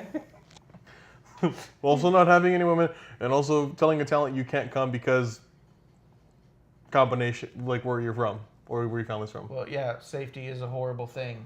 No. For Sami So- Zayn. Yeah, it's a safety concern Because of where he's from. They don't They'll want them to fucking kill murder him. him. Yeah, that's what What a it but dick move on their part. Now Put put him him on on the the- show. No. Yeah. Let him get shot at. Put him on the It's show. also been reported they don't Somebody want. must have his balls Here's in her the purse, thing. too. But I mean, that's like, it's not the worst part of this fucking show. That's I'm not saying it like in a like Shiwei and then it's like this is not. This ain't the that isn't the worst thing about this show. The worst thing about the show is the other shit happening too. Yeah. Yeah. There's a lot not great with it, okay? I liked the idea of Brock not cashing in, especially I liked the whole Michael Cole thing. It was like, this could have been understandable if he had tried to cash in, but this is just too far, too far. They do the old ambulance job. I like that Becky went with him in the ambulance because you can't ignore that fact now. They've already made it public on their own show. I didn't like that whole ambulance bit at all. No, but if you're gonna do it, then yeah, it made Seth look super weak if you ask me. I think that I was. But then no one else is taking chair shots from Brock, so I talked myself out of it. But I did love that he kicked him in the nuts. Yeah. Oh, that made me happy. I was like, fuck yeah! What I was gonna say is Curb stomp his balls! Did you do a picture of curb stomp on the balls? No, I did have like I Work did. on it later. I can do it. But I think we should have. I didn't want Becky in that. Like that shot, it kind of annoyed me. Like I because didn't I think mind they it. well, everyone knows it, but I kind of want them separate because I also I worry that it's going to lead to some. Through them being connected, it is going to lead to an angle, and I don't want them to be in an angle together because I don't like when couples are together. If you're going for realism, and she's already been on the that's show, exactly what I was and saying. Seth is going in an ambulance, and she didn't go, then everyone's going to be Fair. like, then where the fuck is Becky? She's too fucking busy to find out what's happening with Seth. Like, they've made it public on their own show. You don't have to have a storyline to also say, hey, she's going to ride with him in the ambulance. Fair. So Natty and Well, I mean, Rumor. Yeah. Actually, there was a picture that Natty took with Renee on the flight over there, and that was posted. And then there was another picture that Alexa posted where she's like, layover in Canada or something weird, or some India or something. There was some sort of crazy layover. well, they did have Canada. they did have Renee on commentary. Yeah, exactly. So she's on commentary. Natty's going over there with her. No one's sure why, and no one's also sure why is Alexa going over there. And the idea was the rumored innuendo is that they might have been trying to get a Natty Alexa match to happen over there, but there's still the whole may not have been able to happen, but maybe they can put them in some press stuff to maybe push that for the next one or whatever. I don't know. I'm excited to see what happens with that because if you're gonna put a couple of them on the card, I think it'd be great. Well, wasn't Renee an announcer last year during it? And She that had was a The big second thing. one, yeah. She had the headdress, sort of. Not called a headdress. It was like a Habib, but it was only halfway up her head because She had a job. the hijab. Not the. Yeah, it's like a head bib. That's And how how am I remember the more offensive one? it. Yeah, that's why I remember What I it. say. A head bib. It's like a bib for your. Is it like a haboob? Well, no, That's that's offensive. That's a windy, dusty area. Like Wendy. Wendy. Hey, Wendy. Damn it! Oh. Okay. I think Those if of they you do- that don't know what a haboob is, here in Arizona, Oh, yeah. we get these big dust storms where dust covers like an entire city, mainly in Phoenix for whatever reason. It doesn't happen here in fuck Tucson. Because it's a bowl. dude. Yeah, Yeah. and they call it a haboob. Well, it is actually it's an Arabic word because it is what it's called over there for. It's the word for that kind of duster. yeah, the same style So that we're happens. getting their style storms. We're basically the same What's the environment. What's the Mexican word for a dust storm? That's what it should be. Yeah. I'm trying. I don't speak Spanish. I was actually trying to think. Pinchy dust storm. Oh. I can call my wife on air. I Yo, was how do you gonna say? say a thing, but it would get her shut down, so I'll tell you guys later. No. Anyways, enough of haboobs. Boobs. But I think honestly though, she had to cover her face, but she had long These are her sleeve bucks. pantsuit thing on. Yeah, and she covered the Yeah. top of her head, but not all of her hair. Because I think that if she covered the whole thing, then that's kind of isn't it semi-offensive? Because if you're not the religion, but you're meant to cover it to be modest, but like Well- I think that her placement of it, I think was specific. It was like just showed like an inch or so of her hair because she's not a believer in that religion, but out of respect to the culture. It was like a modest way to dress without semi-impersonating that religion. The focus is on the point of it is modesty, but also I will say, not every woman in Saudi Arabia has to have the when we Oh. see where it's at. It Yeah. can just be like the hijab, and even Yeah. that depending on where you're at. Some people there's some exceptions that have occurred famously, Yeah. but it's not required that it be like the just like the the eyes. traditional. Which that's extreme. very specific to certain sex. Yeah. Yeah. And then she had the long sleeve. I remember that it like covered part of her hand, and she had like the thumb spot for it. And I remember that. She had the long sleeve stuff. Are we done with the Rock? If they do Alexa and Natalia, that'll be cool. I just wish it was. I mean, I think that it should be Natty, but I wish it wasn't Alexa. Although Alexa's already got that gear. She's got the Indian gear already. Yeah. She's already got that big one piece that covers the thing. So maybe that's what it is because there's no Sasha. I bet you if Sasha was here, they'd probably do Sasha and Natty. Yeah. You know. But either way, we'll see what they do. It'd be kind of cool. Let's see. After that, we got the Firefly Funhouse. What was the name of the porker? Little pig? Huskus. Huskus. It's a reference to Husky Harris. Yes. So Husky Harry was there, and Evil Vince comes out. Husky Harry? No. You're describing me. What? That was his name. It's Husky Harris. Huskus. And it wasn't like Harry. Harris. Yeah. Not Harry. Yeah, Harry. No. Harry's short for Harris. Everyone knows that, man. I'm very Harris. I had to turn on the closed captioning to understand what the fuck the pig was saying. Is that weird, like, German accent? Yeah, what was he kind of saying? Oh, no. He was talking about the chocolate. Oh, Yeah. no, I want the chocolate. I want Oh, I more. want the chocolate so Yeah. good. Yeah, the chocolate too. I think he was supposed to be like Augusta Gloot Yes. from Willy Wonka. Yeah, and then he was also supposed to be like, the Bray Wyatt character previously. And then the Evil Vince comes out and, lose weight or you're fired. Kind of. Huskus is my spirit animal. Fuck yeah, dude. Me too, Stackhouse. But I thought it was cool. It was this whole like, here's Vince saying, if you don't get your act together, you're fired. He's like, don't worry, I can save him, I can protect him. And here's like the Bray Wyatt gym thing. And I thought that although it was like really weird, goofy, lighthearted with a few dark undertones, still like serious, like this is what happened. and it does feel a little bit more like that schizophrenia type thing like we were talking about. Here's the way that I'm telling this story of how it happened, and it's like, here's some crazy, horrible things that were going on, but it's cool, like.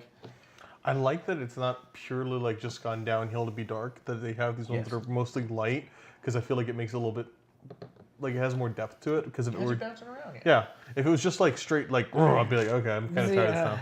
I don't know, I'm almost sick of it. Maybe I'm just an instant gratification type of guy, and like get him in the ring. Get him doing something. I think seeing the Fiend when we did was such a big moment, and then we moved around everything, and ever since then we haven't seen him again. I think it's just that desire to see the Fiend again. What's the fucking Fiend gonna do? And I think this is just building up more anticipation. You get your little tease, you get anticipation, and then finally we'll get the payoff at some point, which will probably be more tease still for some other bigger payoff. But I think the only thing I don't like is when they introduce it and they have like we're gonna have a Firefly Funhouse segment, and then they cut back and forth. It just seems so jarring and doesn't really connect to these. Like like you said, if they didn't advance and it just happened, to be like, whoa, because whenever they announce it, this one was pretty light, so it didn't really fit to have that like cut to like. Once again, it feels like the episodes are out of order. This should have been earlier on, before the Fiend reveal and stuff like that, and it feels like we went past a certain point and now we're going back, and it feels like we should have already been there. Yeah, we probably could have still not seen the Fiend yet. Yeah, it feels like they're drawing it out more and more because, this is trending on Twitter, so let's keep this up instead of moving it. Well, and the longer they do it, I think they should have had him come out like actually at Money in the Bank. Like we said, that would have been a really good reveal. Because the longer they do this, what is the next? I don't think it's gonna be good if he comes out at Stomping Ground. I don't really care if he comes out at Did you see the logo of Stomping Ground? That stupid booth. The sneaker looking so thing. Fucking stupid. Did you see that? I'm not a fan of it. As soon as I saw it, I was like, "Oh, what the fuck!" You're the sneaker head of us. Yeah, dude, you're the sneaker here. If people around us that are legit sneaker people, they would argue that all day. So you are a Timberland. Yeah, I'm a Timberland guy. Realistically, I just like my Timbs. I like shoes that feel like. Timberland's a rapper. Timberlands are Timbs. dudes. No, Timberlake. Yeah, I put my feet inside of. No, that's a singer. Tim's, 1 foot inside of Justin, 1 foot inside of Timberland. Just That sounds terrible. Yeah. Yeah. Such a fucking trash bag. What was the song that Timberland and Justin Timberlake had together? I don't know, but I was standing behind him, just kind of like laying down. With the feet puppet? Yeah. Wiggling. Wiggling your tiny little feet. That's how Justin gets high notes. Um, Sensitive about that. They are tiny. yes, they are. Tiny? Yeah, I got like. What size of shoe do you wear? Like What size of 4. shoe do I wear? 11. What size of foot do I have? 8. Yeah, puny. I did think that the Firefly Funhouse was interesting to lead into. I do think that it did feel a little bit like this was all meant to build to the Fiend, and we got the Fiend partway through. But after that segment, we got Triple H and RKO having their face-to-face. So this is Wasn't me. Yes. such a fucking bitch. Hey Siri, play farts. Oh no! Hey Siri, stop. Oh, I like this one. Oh, Maybe not that song. But well, do that one. Hey Siri, play fart sounds. Okay, here's the album. Farts, Fart Sounds, and Fart Songs by Fart Sounds. Hey Siri, crank it up. Is this the dance break?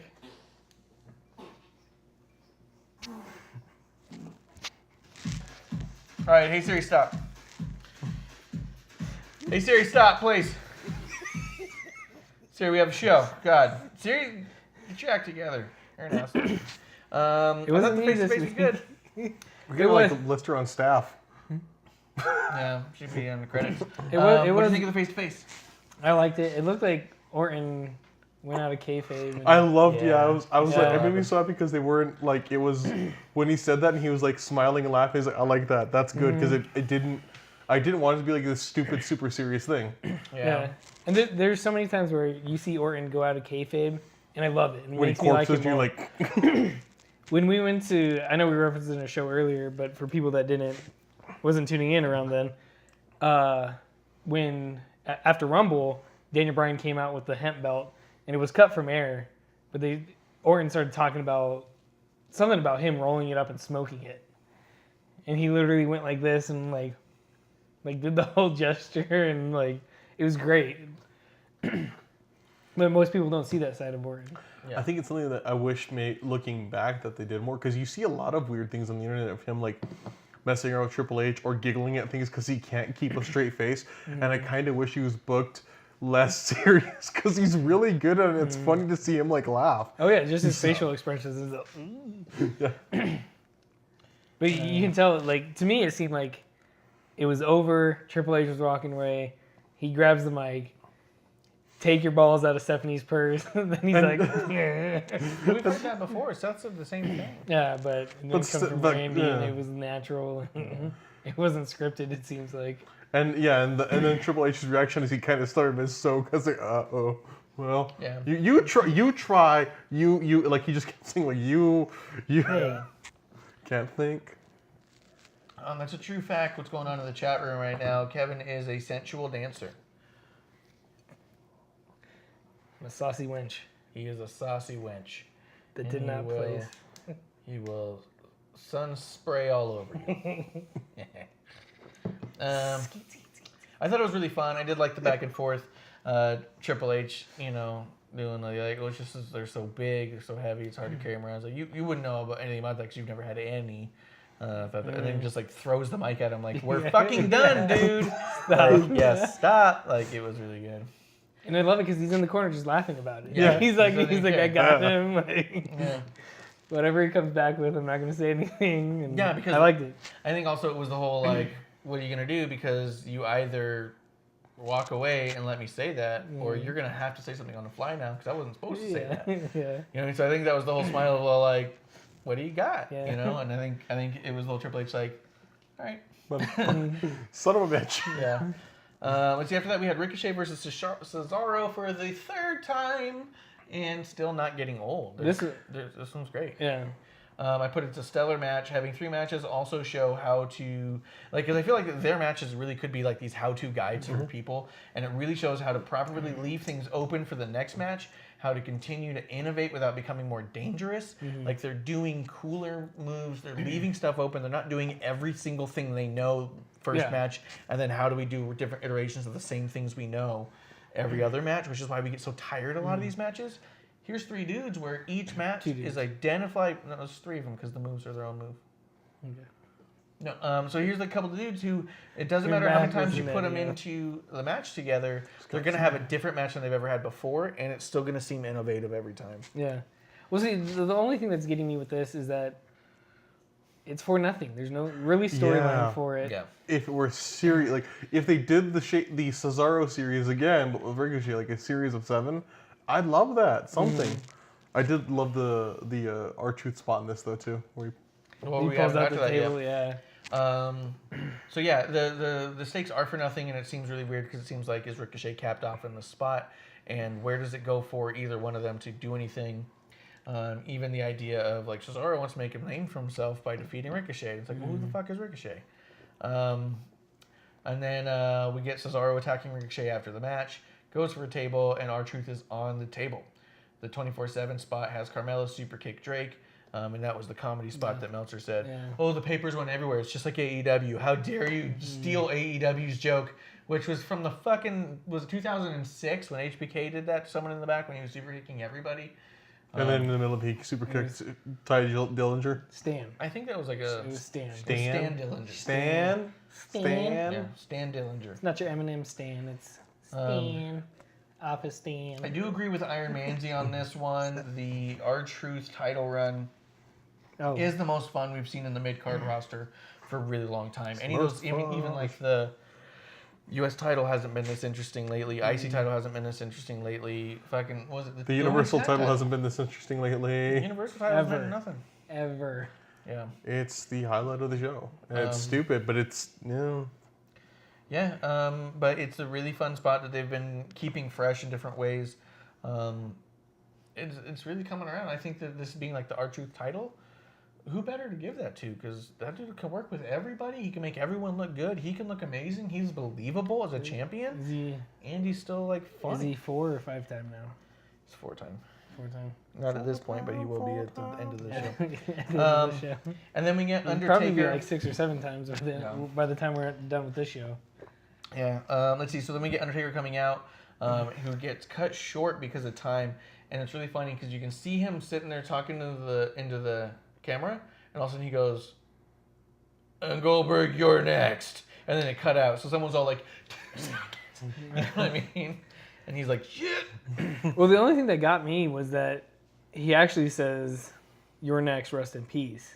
Yeah, the rest in peace was cut. Yeah. And if you go online, it was, here's what happened after Raw. And it's like, what happened after Raw? And he just goes, rest in peace. And it just cut. And you're like, your guys' timing was off. Like, but see, and that's what bothers me is I think, as much as I like Taker, I think he's the one that fumbled here. Because I think him and Goldberg were supposed to swap. And they said the same line, "You're next, rest in peace." Where I think Taker was supposed to say, rest in peace because you're next. Where he didn't have time to say rest in peace, so he's like, well, yeah, he just said, okay, you're next. Yeah, because I think that's where they messed up on it. And what's funny is the "you're next" or the "rest in peace" is on Hulu. Mm-hmm. It's not after. It's on Hulu because that's where I heard it. That's fucked up. Oh no, it wasn't. 10 minutes of wrestling. Well, no, it was. It wasn't on Hulu. It was on the Smackdown recap. Oh, the Smackdown recap had it, yeah. Yeah, had the rest in peace, and it was like, and then Goldberg said the same thing, and I was like, I think they were supposed to flip flop the sayings, and then they said the same thing. Yeah. That does bring us to SmackDown Live, which opened with the announcement that Goldberg is going to be here, plus Shane is planning on calling out Roman. Why? Shocker. Yeah. Oh my God. They need more screen time because it's going to be. So I bet you it's different than last night. I bet you it's different last night. I bet you it's going to be different. And different than the week before. I bet you he's not going to spear him and then also do the hoo. What are you trying to say? Because it's distracting. Would you like Kevin to scoot in? What am my guts showing? Keep it coming. Keep it coming. Oh, yeah. Finish There quick. it is. So let's see. So Kofi then opens the show. He has a really great promo and a great video package of his trip to Ghana. Really cool. He got super emotional when he started talking about that trip. You can see him like hitting his leg because he's like trying not to tear up, which was really cool and powerful. And it just goes to, I mean, it's just more of what we were saying months ago when how important it is for him to win that championship because of what it means to the kids who are watching who look like him or from where he's from. And the thing is that they originally swept it under the table. Yeah. And they, didn't talk about it. They didn't even say he was the first African-born champion. Not for a while. Yeah, and then it wasn't, I don't think it was on commentary. Wasn't it somebody like... Yeah, like a news article put it out and then it started getting some heat, so they started saying stuff about it. But I think it was, what's his name? Titus said something about it. Oh, that's probably true. And then it started like, okay, let's run with it. And it's amazing. Let's see. After this, while this is happening, Dolph comes out, and then they have a video package dance-off. Oh, God. Yeah, they're like, oh, really? Watch my video package. And Kofi's like, I already saw that video package. Watch this video package. I thought you'd show that video package, so I brought this video package. And they snapped. Watch this one. Oh no, that's the China and Xbox video. Cut that. No, Other watch video. it. It's a good one. It's got a clean finish.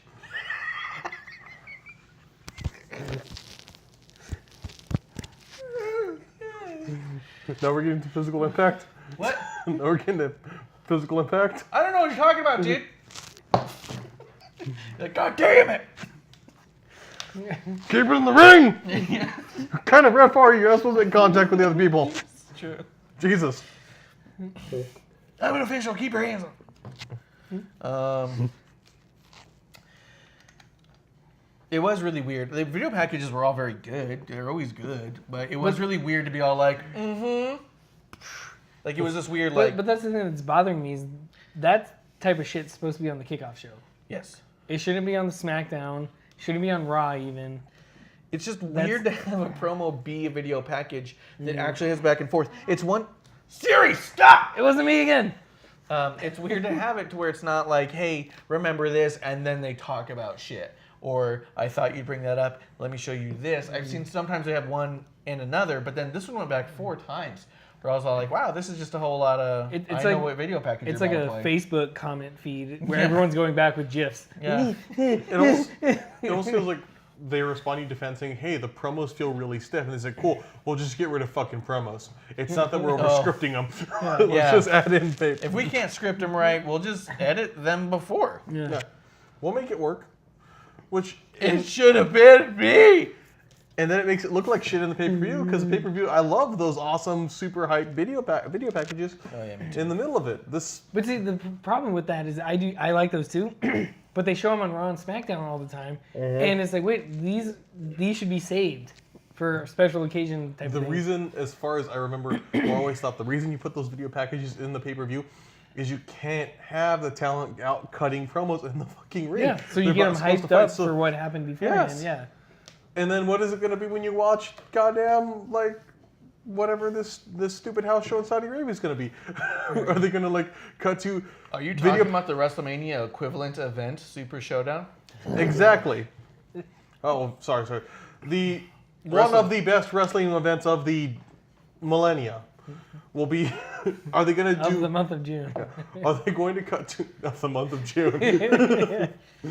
There's some Raws above that. Are they going to have, like this video package where they literally just show, like, them, and then cuts to another video package? Fuck. I hope the matches video packages. Yeah. And he shows them, like, doing a super kick towards the screen. And the other guy's like, and you see the camera fall. Hey, if it's anything like the last 2 Saudi Arabia events, they could do that, and the or crowd... anything like any of being the elite. Well, no, I was thinking, like, just have video packages play, and then you watch, like, the crowd around the ring not giving a shit like the other 2 events. Yeah. In the strip club chairs. Let's see. So then that, for whatever reason, leads into a KO and Sammy versus Woods and Kofi. Not really explained, but not a bad deal to see the 4 of them in a ring together. Kofi ends up getting the win with the Trouble in Paradise on Sammy. Dolph super kicks Kofi while celebrating, and that ends that segment. It was otherwise a really good match. I mean, those are 4 great talent. I felt annoyed that you're right. This is a really good match. Everyone looked good in it. These are great talents. I hate that this match feels so overplayed now. This should be special, and it just feels like, okay, cool. Well, it's overplayed because of the stupid wild card rule. Yeah, like, but it's because Sammy's always on SmackDown. Oh wait, he's supposed to be on Raw, isn't he? Yeah. Fuck. I thought he was SmackDown again. No, he's Raw. He's a Raw dude. They split him. Yeah. they Exactly. Yeah, well, exactly. And this is the bad thing with the wild card is that you have the same people showing up on opposite shows that you do get confused on who's on what show. I totally forgot Sammy was on Raw. Yeah. 100%. Until you said it, I was like, wait. Well, you even said earlier that you thought Lacey was on, I was positive Lacey's from SmackDown. and I was like, no, she went for the Raw title. I was like, what do you mean? Which one's the Raw title? He's like, the one in front of you, the you piece red of one. shit. The white red one. one. It's sitting right in front of you, The you white one. fuck. Yeah. That's what he says to me all the time. I sit here a lot. Yeah. After this, Shane cuts a promo about cutting a promo. Right. They had a segment of him saying, "I'm going to come back for doing a segment." And that's when they said like nice sack, nice.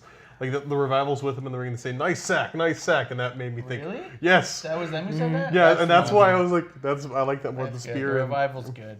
And they look a little ball-like. Shane does. Shane looks like a testicle.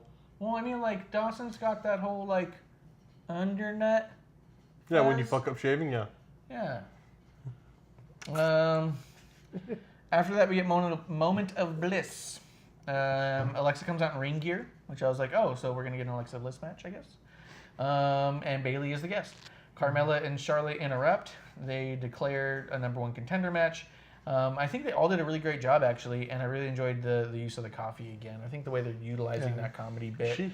She hit that guy with the coffee, which is so just Oh, bam, yeah. Bayley, ping. so Bayley punches the cup out, and you can hear it bounce because it's empty, and you also see it hit the dude in the leg, and you see him go, oh, fuck. Yeah. And he's like, well played, because if it didn't hit him, he would have kept walking. But also, it hit him enough to be cognizant enough to react to it, like, come on.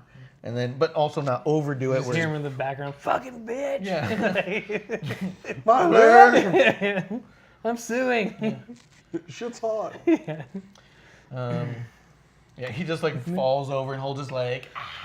This Family Guy.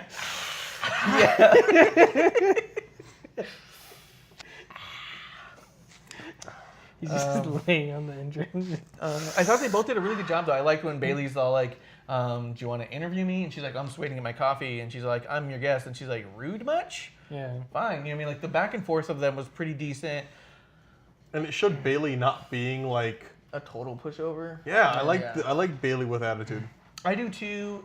It felt a little stale, but I thought everyone was doing a really good job. So I'm not sure why it wasn't quite clicking. Does that make sense? It's because Charlotte came out. Oh, I probably did. Fucking wild card rule. Even though this is their need. That That would have been fine if it was just. That's gonna be my new text alert. Yeah. It says, Let's see. After that, we got Carmella and Truth. Let's see. They do a spot where Shane calls Carmella's phone, and then Truth has a match right now. And it was a funny little bit back and forth. But it was also I don't like weird. it that they keep changing the rules on the 24/7 belt. What do you mean? Yeah. Well, okay, now you're gonna have a match. It's a lumberjack match. No one can interfere. And just like wasn't it the week before or 2 weeks before where he's like, all right, you're gonna have a match and no one can interfere until after the match. And it was like, quit just. Well, because they were saying they were having a match, right? And they said the standard match rules will apply, meaning that you are willing to defend this title 24/7. Doesn't mean that if you're defending it right now, that someone else can also make you equally defend it in a secondary match. Like, you can't have multiple matches happen at the same time. He's in a match actively defending the title. No one can interfere because he's defending the title. Yeah. It's a sanctioned match for the title. Where the other bits are, as long as you have a ref, then I'm saying this is a sanctioned moment, and they're rolling back and forth and shit. So I know what you mean, but I didn't feel like it was a suspension of the rules, just so much of showing us that a match is part of that. Yeah, you can still have matches. Yeah, I see that, but to me, it feels like they keep changing the rules. It seems like the kid that you're playing a game and no, you can't do that because this That rule. literally And then, was no, I can't do that. No, it was not. That was that was absolutely you. That was terrible. Growing up with you, you fucking made up every game. I had to win. This is bullshit. He made up fucking rules like crazy. He was the type where you'd be playing like NBA Jam. If you were above by like 2 points and like it was coming to the last second, he'd run up and hit the power button and be like, well, the game never ended. You didn't know who wins. And you're like, well, there was 2 seconds left on the clock and I had the ball. First like, of well, all, it didn't end. You don't know who wins. I did that all the fucking time. First of all, Fuck other kids. no. Second of all, you never beat me in NBA Jam. You know who actually did that to me though once? Who? Daniel. Did he? But that kid was super competitive about basketball games. Cheers to the half. To the half.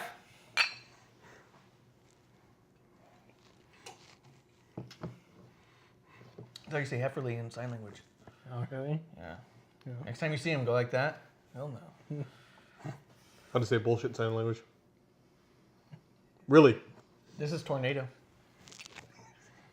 Come on, this is wrestling on the rocks, What? not Oh. wrestling on sign. This is avocado. That's not an avocado. That is avocado. Avocado. Would you like an avocado? That's not an avocado. Let's see. So we do have a match right now, and it's Elias versus R-Truth. I feel like the only bummer was that they did the intro to Elias and cut to commercial, so we know that something great's happening in the ring, and we don't get to see it. You know, you don't have a lot of great spots that happen week to week, but Elias is one of them, and you guys cut it out and let us know you cut it out. Yeah. Which was shitty, yeah. But then we come back. We have Elias versus R-Truth for the 24/7 title in a lumberjack match. Lumberjack. A lumberjack match. A Yimbo Yak. Lumberjack. Elias wins very quickly. This is why we don't And- take shots. Everyone was all like, yeah. Who- See, who was- Chad? Was it That was Chad? Chad. God damn it, Chad. Because you know, look. It's almost like the drink responsible is like in bold and flashing at me as I look at this. What's more responsible than hosting a TV show while drinking? Fair point. Twitch.tv, hashtag follow. Oh god, it smells weird. Put the I in following. How does the it no in smell weird? notifications. I haven't drank in 10 months. Everything, all alcohol smells weird to me now. Good. It smells like take apples. Yeah, dude, I that's just smell fine. nail polish. Honestly, it Actually- smells like fucking nail polish to me. It's got that twang. A little bit. God damn it, Clump. Clump! Fuck, dude. Let's see. So the Alliance wins really quick, and it was one of those moments of like, come on, seriously, this is what the shit we're doing with two dudes who actually know are great in the ring. Then the ring gets surrounded by all the Yumberhiaks. And then Truth does a Looney Tunes, like, ooh! Yeah, he Looney Sneaks through Tunes out. the rabbit hole and... Then they go under the ring. You actually, if you listen, you can hear an audible. And then they roll out. Ding, ding, ding. Truth's got the title. Anybody check out the Instagram? I thought I'd try to share it with you. Yeah, guys. it was may really not cool have. when they show the angle under the ring. There's a camera angle under the ring. I believe you. You don't have to show me. I'll show it because we can still talk about it.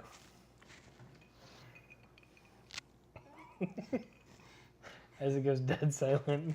We're doing the farting bit again? Peter was watching and he was like, you need to really curb marshes. Oh, Peter Crane? Yeah, Peter Crane is like, he loves to say, dude, you need to curb marsh. That's kind of like, Why? Like, What are bite you the gonna curb? He do? watched last week's episode where you guys power drank. Oh yeah, where we went through it. yeah. I mean, that's hard to argue. Yeah. So Trying to this get is viewers. a camera shot they did from under the ring, and so you see them go under. Actually, if you check out the social media site, WWE, Instagram, you can see R-Truth attack Elias. There's a chair under the ring. He slams Elias's head into the chair, rolls him over, gets the 1, 2, 3, grabs the title, and goes. A fun little spot for under the ring. This is what the 24/7 title is for.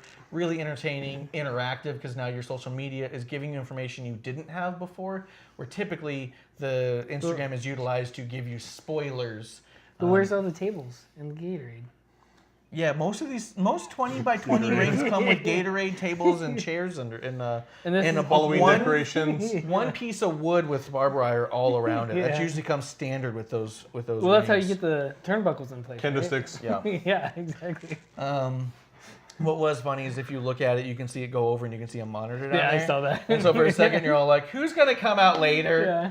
Yeah. But it's fine.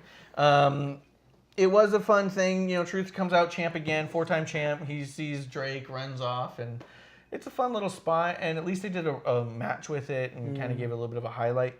I wish they did something like this on Raw where you have 3 hours and you don't. Oh, fuck.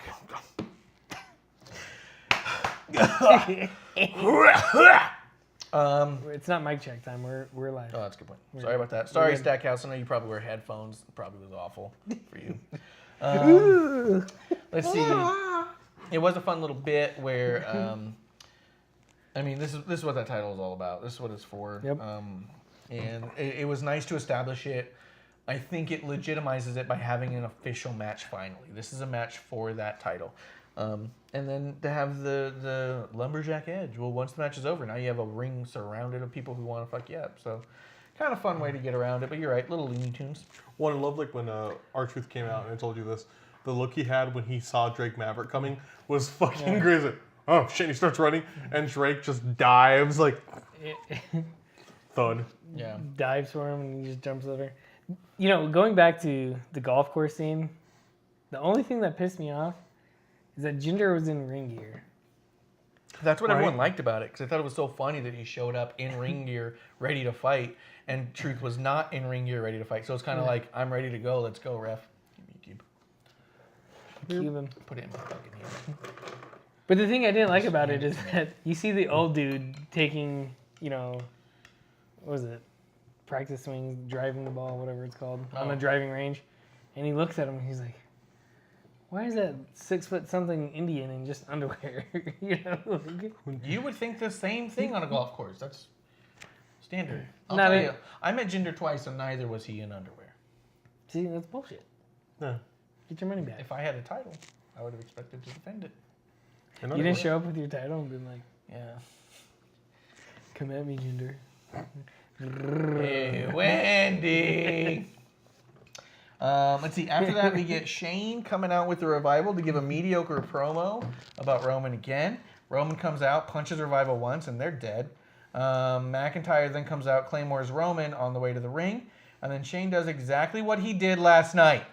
Spur. More of the same, nothing new, waste of airtime. And that's what's wrong with the wild card rule. It's like it's dying because they're doing it too much because we have to say wild card so much. So fucking much. And dude, like, I'll say... It's like a limp boner. Oh, sad wife. Sad Wendy. I can't imagine a wife ever noticing.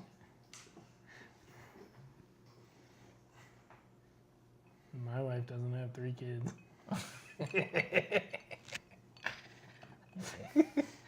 Comment about my... And they didn't come easy. Am I right? How's that for a burrito? Someone's coming home with churros. Pew, pew, pew, pew, pew. Had a drink in my mouth. I was going to do the sound effect. Oh. It was a total waste of airtime. I had a conversation with my brother today. I told him that I would be talking about it on the show tonight. He is not tuned in. He does not watch. Aaron, How'd you know? because You Jim know what? doesn't watch wrestling. Well, yeah, no. But Jim also has a Twitch Prime that he doesn't use Twitch, but logs in every month to subscribe to someone else. Jim, Both my brothers are awful. And if they watched, they would know. But they don't. They'll never know. God damn it. Next week's guest, Dr. Phil.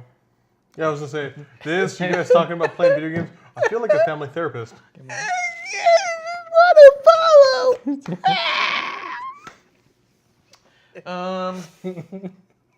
We were talking about it earlier where for needing 25 minutes a show every single show to push one fucking match, how many matches have we seen absolutely no build for? Like Finn Balor and Andrade. They were given 2 minutes, including a match, last night. Yeah. And the show's on Friday. You got 2 minutes for 3 days build.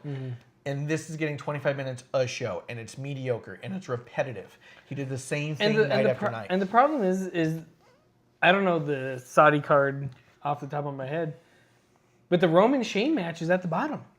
Yeah. You know, Andrade Finn, Andrade Demon. It's one of That's the gonna top be three great. matches. Yeah. They even had one. What champion are walking out with their titles? And it had Seth, Finn, who was the other? Kofi.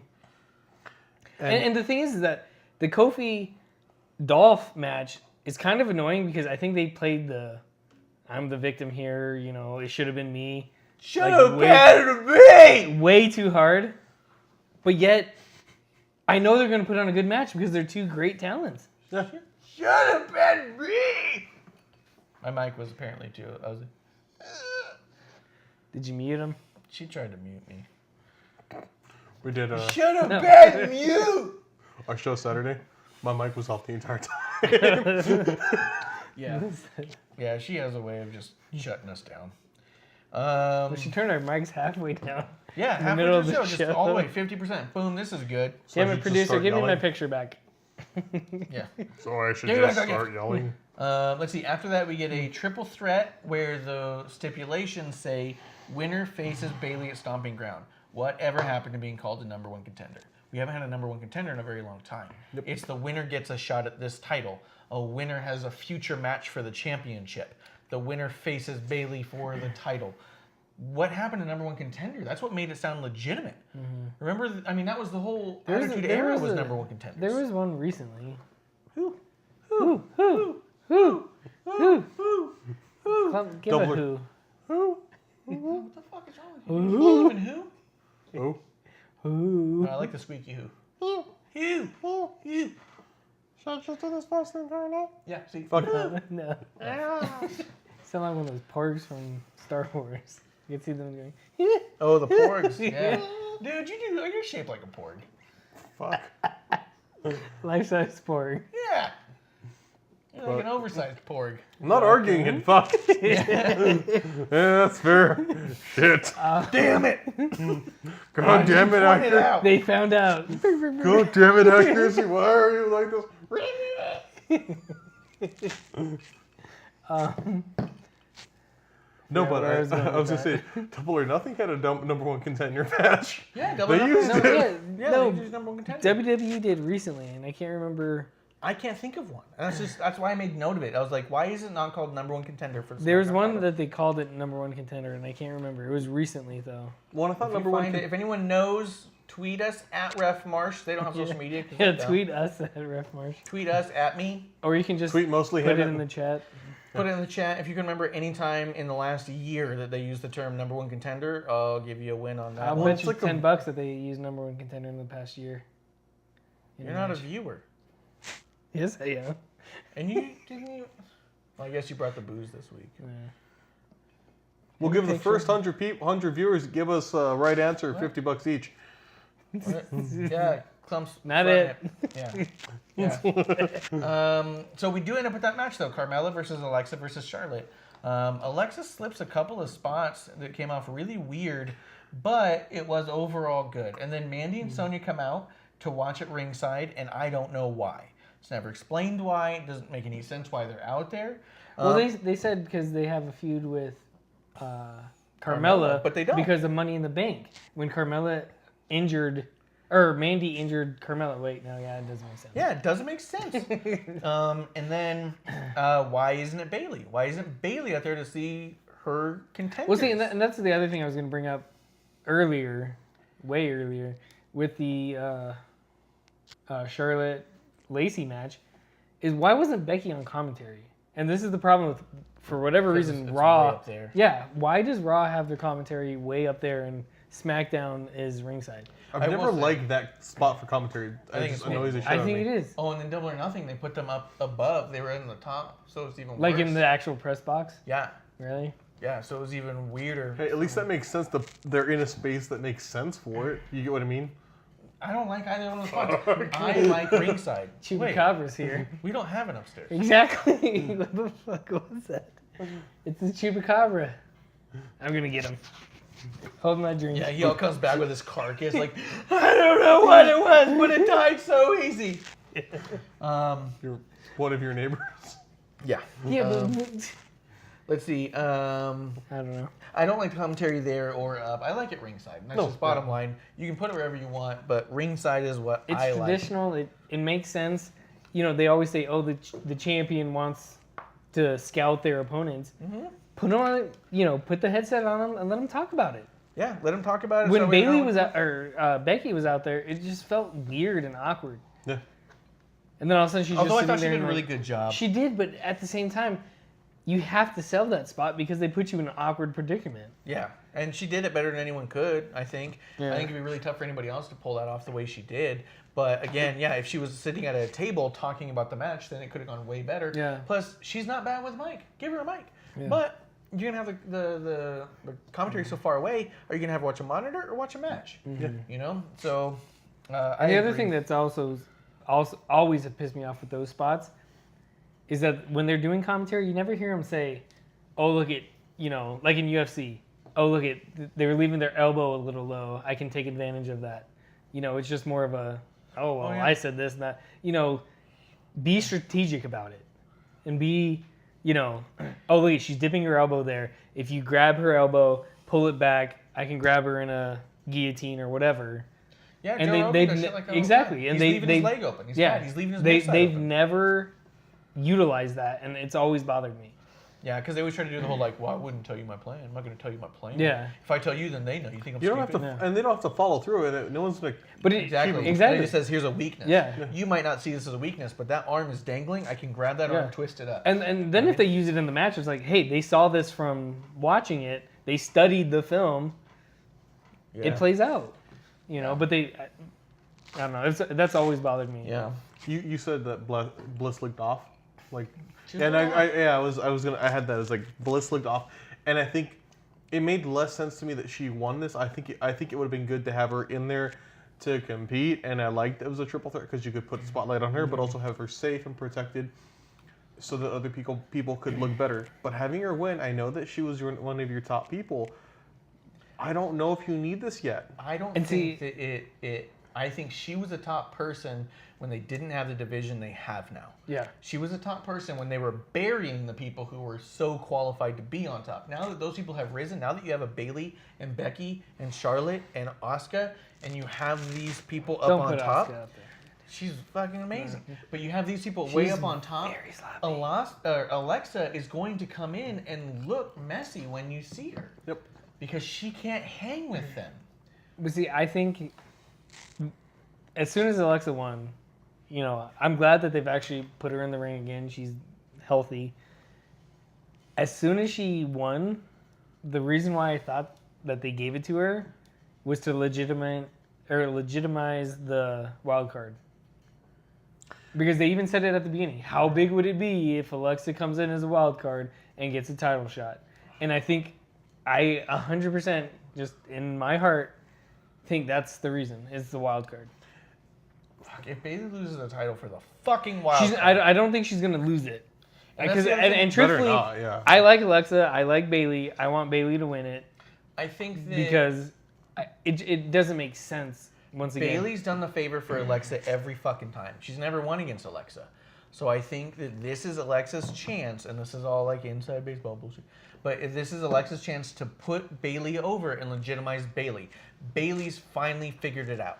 Bayley finally knows how to be on top. She's not going to be taken down by her greatest foe. Because right now, Go for the head. Alexa is her greatest foe. She's never had a win over her. If you can say she's finally got to that level, to that apex, then awesome. But if it's another fucking loss where she flips the title again to someone who's not ready for that title, it's I ruin just her don't run. think that they can give Alexa it. I think they shouldn't, but I think they would, because I think they're dumb. They just released a new mug and a T-shirt. They could be like, hey, sell it with the fucking title. Like, I don't know. It's But Bayley came out with a new T-shirt, didn't she? No, but she had Macho Man shoes on. That's cool. I thought the new Bayley Oh, shirt the with Red the Bayley red, one? yeah. That was, I think, from the custom shop. Oh. I think it'd be cool to give her a new one.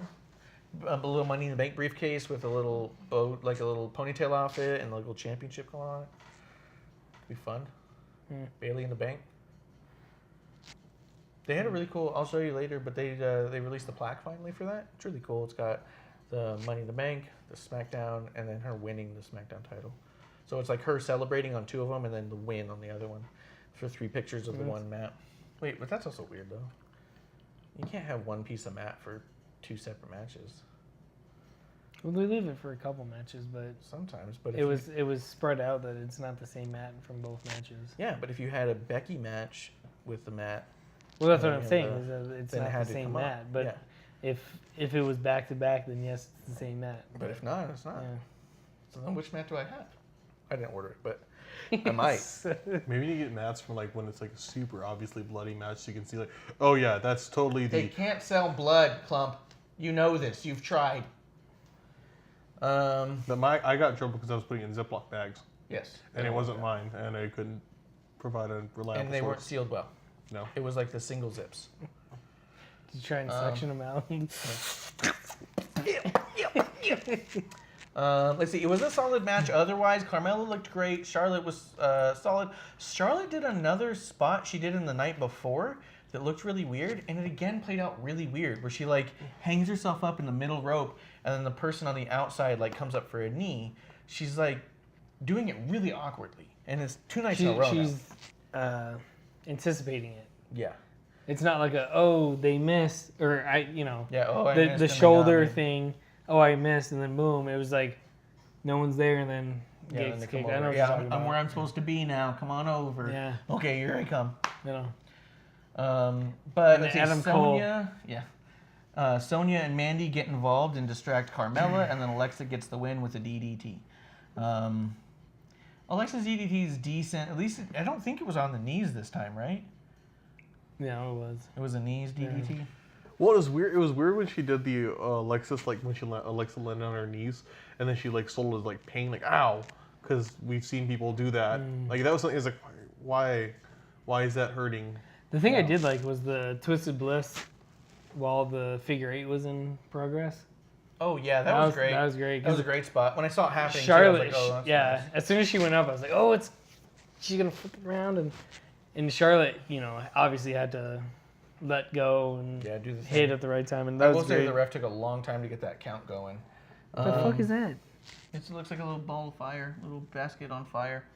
I'm hoping there's Somebody put out an emoji that looked like a scab earlier. a what? A scab? Oh, is it the pink one? No. Oh no, it's a slaw. Pink That's a circle. slaw. It would look like a scab from afar. Did you see the one that's me? Yeah. Nancy 'cause- found it really good. I know, because I was the one Yeah, that. you showed me. God damn, Pretty good. Jesus Christ. Let's see. So then we get. I think we've said all we're gonna say about Alexa. It's neat she's back in a not a lot match to with say about Bailey, but I really think Bailey needs and deserves this win. And I think that Bailey deserves better than another Alexa match. I think a Bailey Carmella match would have been bigger than another Bailey Alexa. See, I don't match. think so. I think Bailey gets over Alexa is bigger than Bailey going over Carmella. I think the match that Carmella and Bailey are capable of putting on is better than any match that Alexa's going to put Well, on. see, with Bailey. I'm willing to bet that there's other stipulations that are added to Stomping Ground. Fuck that, man. God. You can only win by stomping their fucking head. You only win by rocks. You can only win if you have your insoles in. After that Or brings gold us to a buckle. big highlight, Oh a yeah. freakish highlight. Lars Sullivan interview. The crowd was shitting all over it. The Not crowd bad, was dead though. and then booing. He did come off a little shaken at times, but it wasn't bad overall. The content of The it was crowd okay. The crowd was not behind The him. content was not okay. I didn't mind the content, but It was a little overwritten. yeah. It was written by Vince. I was like, I could Oh, yeah. fucking hear Vince's voice. And he delivered Would it you sounding ask- slow. Yeah. He sounded like when he was like, have you ever heard a nightingale sing? Like, it's just the way he talked. He's like, what the fuck are you doing? Yeah. Would you ask a nightingale why it sings? I just want He had a crazy lisp. I want Lars and Go on, go. Cesaro to go back and forth. It's and lower jaw was way out. Would you I know ask? his like top lip like goes way back in, but it's not like an overbite. It's like a Caleb Underbite. Braxton. He's great at scooping food. Oh, he can avocado. Yeah, he could like get an avocado, take the pit out, spit the fucker, and then You're an avocado. But like when he says like, say that one word, say the word, say the word. say the word. That was dangerous, dude. He said it so many times. I was like, this crowd's gonna start chanting racist. Yeah, I was I was like literally positive. I was like, there's no way. one word, racist, Nazi, fuzzy. He's really furry. I was confident. He's like, say the word. It's okay, just say it. I've heard it before. You can say it. And I was like, stop asking. They're going to do it, dude. They're going to do it. This crowd is not behind you, man. This isn't the good. These are the dudes. Best Smackdown ever. Oh, that would have been amazing. Say the word racist. And then when he's racist, like, and then when he cries, when he actually says, it's like, you fucking said it. You're the one acting all tough and shit. Why are you doing this? And then when he keeps going, and then when I knew it was Vince writing this, when he goes, I will, like, he's going to all the things, and he says vivisect. I'm like, okay, I know, because Vince McMahon sometimes, like, oh, the vivisect, yeah. yeah, it's like he writes like he has a word a day calendar. Yeah. It's a big word. That's why we say medical facility. It's a We gotta hospital. use it. Use it. It's good shit. And then it's like, vivisect. Fabtina, what you're saying? You're concerned that you're not sure how they didn't catch the speech problem, the lisp. I don't feel too bad for Lars. I don't feel bad about the Lars thing, and to be honest, his lisp wasn't so bad. I'm giving it a hard time because I'm an asshole, but honestly, I grew up with people who had pretty bad lisps, and I never thought much of it. So it took me a minute to actually catch it for a second. I was like, oh yeah, he's lisping. Because I don't focus on that stuff so much. But it was, the longer it dragged on, the longer it became a thing. And I think it's a thing. I think the trick of it's going to be keeping him having shorter ones. I also think that his character is better silent killer. Yeah, I wanted him to speak, and then he spoke, and I was like, Never mind. Yeah, never mind. Go back to doing what you was doing. Well, I also wonder, because it did feel like this is a scripted promo. His delivery, part of the other thing that I noticed is the length of it, whereas it was monotone. That's why I'm like, have you ever heard a night? Why would you ask a night? It was like, why would you do this to this person? Give him, like, it just felt like he was reading it. well, the thing is that he's, like, primitive. He's, just, and then it's like, He's from Colorado. well, no. Well, Yeah, he's like supposed to be like a Neanderthal. big time. Yeah. But then he comes off with all these words Yeah. and like, I'm like a nightingale singing when I beat up the Lucha House Party.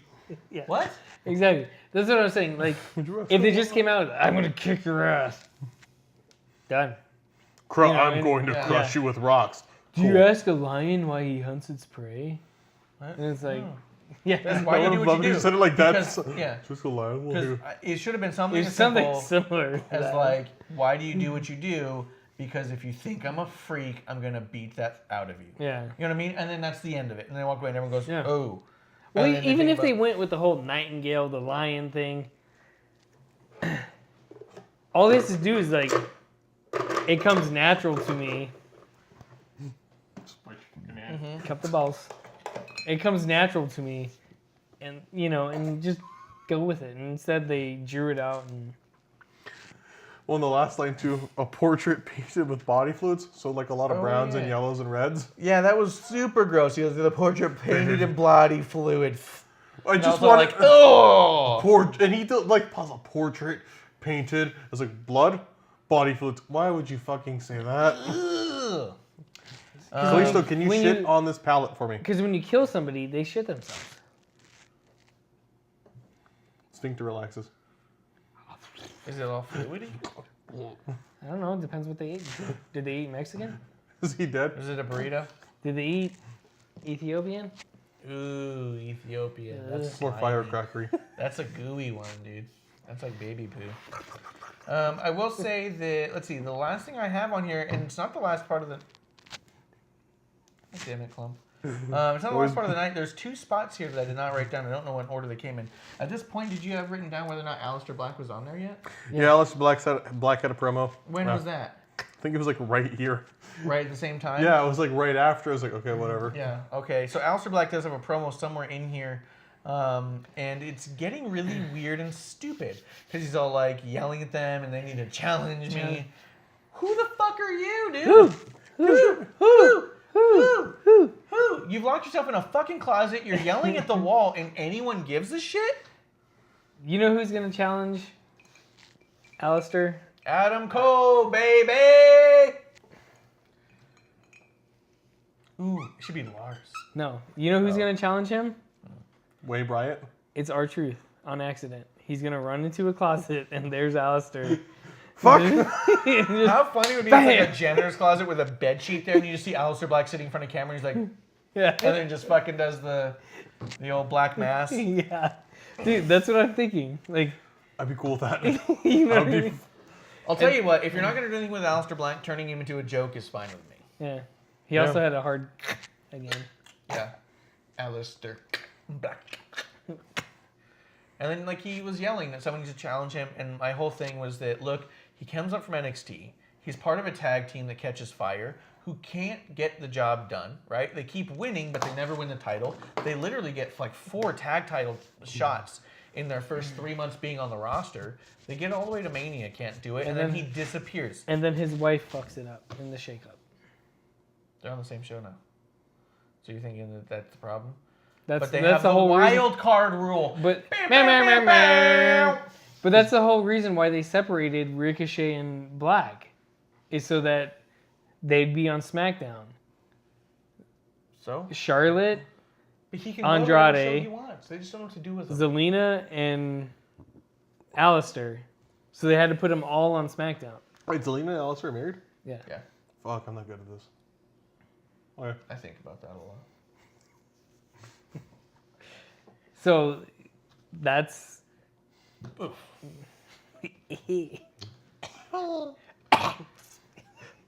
don't pull a Max Kellerman. I'm Paul Clump. Shit on this mic. But I don't know what they're doing with it. And it No, doesn't I don't seem to know go either. anywhere. But I think that's the problem, is that they were pushing Aleister and Ricochet together, and since all of a sudden the shake-up, the non-shake-up, the who's together, who's not, I think Aleister was the one that got lost in transition. Yeah. Because Andrade was supposed to be on Raw, but then Charlotte, supposedly what I've heard is Charlotte got pissed. Hey, we're going out. They bring him back, which also brings Zelina, which then brought Aleister to SmackDown for whatever reason. Yeah. Because the Superstar Shake-Up lasted 2.5 months. But now his fucking promos aren't even making sense now. It's you have to challenge me. You have to come. Who's willing to challenge me? Yeah, Well, find who me. the fuck cares if they beat you or not? You've established nothing. You have no legacy. But and that's another reason why I think the 24/7 title is going to go on him. That could be cool. Find me. Yeah.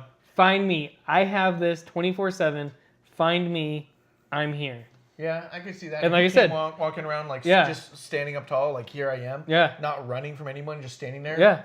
Truth is going to run into a closet one day. There's Black. Fade to Black. Champion. Challenge me. Yeah. Find me. I'm here.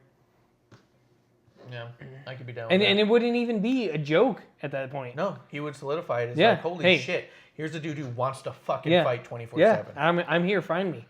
Challenge me. And what a Let's great do way this. to transition, right? So you have R-Truth who makes what looks like a shit thing and polishes that piece of shit up and makes it look like a Mm-hmm. fucking pearl and hands it over to Aleister Black, who can now further actually legitimize this. Yeah. Like, look, this is a thing. This is an okay thing. Look, this is It's fun. not perfect. Yeah, it's not shit. And Yeah. then to hand it off to Black, who can say, Because now this is a fucking as soon as they legitimate came title. out with 24/7, it tanked. Yeah. Truth has been bringing it up, and like I said, he keeps saying, find me, challenge me. Truth is going to run into a closet. Aleister Black's going to hit him, pin him, and then, hey, find me. Yeah. Come to me. Yeah. Yeah. And then he can run through the mid-card. No, I Mojo will go through there. Drake Maverick, Mojo should Titus. I agree, Mojo. Big up, Dean. I just think that's what they're gonna do with it. I could see that. I think it's a good move. I think, make I it think move. I think it would be a great move. the only other thing I thought of is like, fuck, it would be cool if it was him in a program with like Rusev or Shinsuke Nakamura. But we've just done these promo songs. I don't know care. who those guys are. I haven't. Yeah, we haven't seen him in months, but yeah. But if he had 24/7 title and if he was like, come for me, and started challenging people outwardly, I want Rusev, come take this title. Yeah. Well, He not was like, even. "Go for I it." want Rusev. Rusev goes to him. Yeah. Ooh, he gets it. Shinsuke goes to him. Instead of him defending people 24/7, like having people come to him, he goes and gets them 24/7. I have a belt which allows me to fight you whenever I want. He goes to That'd be someone's cool, like, too. yeah, Yeah, he brings a ref with him, fucking flip knocks the the dude out, script. yeah, and starts pinning every I motherfucker. don't want to fight you. Mm. Yeah. No. hey, I think it'd be it. really cool. Yeah. Let's see. And then we have Andrade versus Apollo. Andrade bears down Apollo in seconds. Balor comes out and they fight. Andrade hammerlock DDT's Finn, and I think it's a shit way to build what could be the match of the night at the very last second. Notes are happy to see Apollo. Never mind. Yeah. Finn runs out. Selena interferes. Yeah. I have a question. No. Will Selena be at Super Showdown? I don't know. I doubt Because it. they build her up, and even in the commentary team, they like make her out to be like this weapon. It's like, will she be there? What is she going to do? Can she be a part of this? Nice. Yeah. I don't think so. I would venture to guess no. And what sucks is because I thought that, and I think this is where they go storyline wise. Is Selena's not there, Demon wins, and I would have beat you if Selena was there. Or Zelina's like, you couldn't do it without me. Or... Yeah. Yeah. And I think Or- it's shit, but No, I don't want him to win. I don't want him to win. no. I don't. If Andrade's the one who slays the demon, I will be pissed. In Saudi Arabia. With a 2-minute build. You know what I mean? Like, Yeah. let it be a program. Like, if Brock Lesnar beat the demon at Royal Rumble, that would have been fucking That would sick. have been great. That would have been absolutely sick because it would have been like, fuck, who can beat Brock? But Even I know they don't like faces going against each other, but fucking if Roman beat the Demon, that'll bury him. I'm saying it might get people behind Roman finally. I think people would be, I think they would lose. Someone at the caliber of Roman, but really at the caliber of Roman, not what the WWE wants you to if think he Moxley is. beat the demon. Yeah. No. That would have been cool. So let's wrap up SmackDown. Goldberg comes out, cuts a promo. He gets semi-emotional in the beginning, and the promo is really good, surprisingly good for for Goldberg. Goldberg's never been known for saying more than 2 to 3 words. His 173-0 was built off of 2 words a night. So it was surprising to see him cut a promo so good, so fluidly, so naturally. It was good. Family Man Goldberg is gone was a good line. What? I like the Family Man Goldberg is gone. He said he left it at home. Yeah, I left him at home. Yeah. It's not like he's dead. Fuck. God damn, that poor little bastard. That little fat bastard. He does look like a super yoked like dad. Yeah. Yeah, like, 100%. And his kid couldn't look less. He almost looks Goldberg's like kid. a super yoked grandpa Yeah. with the gray ass beard and like And his kid couldn't look like that less. was that was my grandpa, my tata. Yeah. Just a big old motherfucker. He was like gray, but you were scared of him because he would just sock you in the jaw if you pissed him off. Nice. oh yeah, my dad like now is like in aggressively good shape. It's like, God damn it, don't do this. Don't be like 65 and be like way muscular. It's really annoying because you make me feel like shit. Show me up, Dad. Stop it. Good job, dude. Jesus. At least I have all my arteries. So then Bypass. the lights go out. Taker's there. They get really close, They do they an kiss. Eskimo kiss. Yeah. They rub the noses. Now kiss. You can see their noses press, and then they just do like. Dee-dee. They were touching tips. Yeah, just touching tips. Just the tip. Just the Make tip. the Lights go penises out kiss. again. Make the Goldberg's penises holding kiss. his pants, and Pew, pew, Taker's pew. gone, and he's all like, hee hee hee. I loved that Goldberg didn't like he didn't show intimidation. Just he laughed at it. Yeah. Because I thought it was cool. Because sometimes it's just okay. I get it. Don't like make these people scary. Just Yeah. I'm also honestly really tired of Undertaker.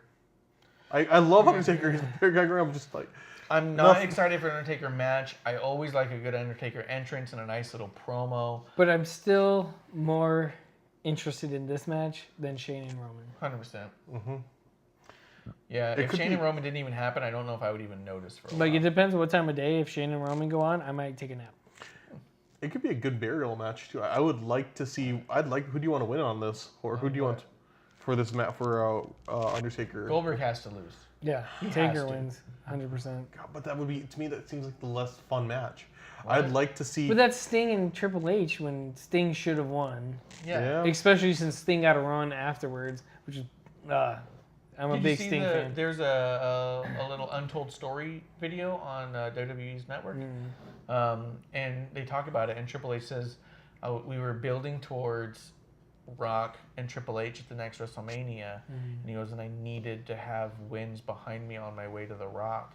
He goes, but that match never happened. He goes, in hindsight, knowing that never would have happened, I wish we didn't go that route. He goes, Sting should have gone over. But it was really cool. It just made Vince being like, oh, WWE is better than WCW. Which also made sense. It did make sense. But at the end of the day, just because of everyone's respect for the icon of Sting, we want him to have a WrestleMania win. And if he's only going to go to one ever, give him the win. Well, he wasn't. I don't think he was supposed to go to one. one. Yeah. But it's one of those hindsight 2020 things where, knowing what we know now, there's no way he shouldn't have gone over. But at the time, they thought there'd be more Manias. They thought there'd be Triple H and The Rock. They thought there would be potentially Sting and Undertaker. They thought there would be things down the line. That's next year in Saudi. Oh, yeah. Sting and Undertaker. That'd be good. Yeah.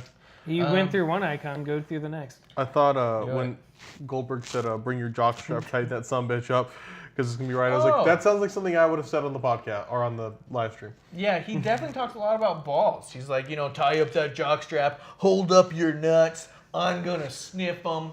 He was really nut heavy in this. Spread open for me. Yeah. Real quick, want the match to end with Goldberg and the jockstrap in his mouth while he's like, ugh. Oh, God, he's rimming Undertaker. Yeah. Yeah. Let's not go there. Yeah. But Too dirty? Speaking of balls, we never mentioned Shane neutering Roman.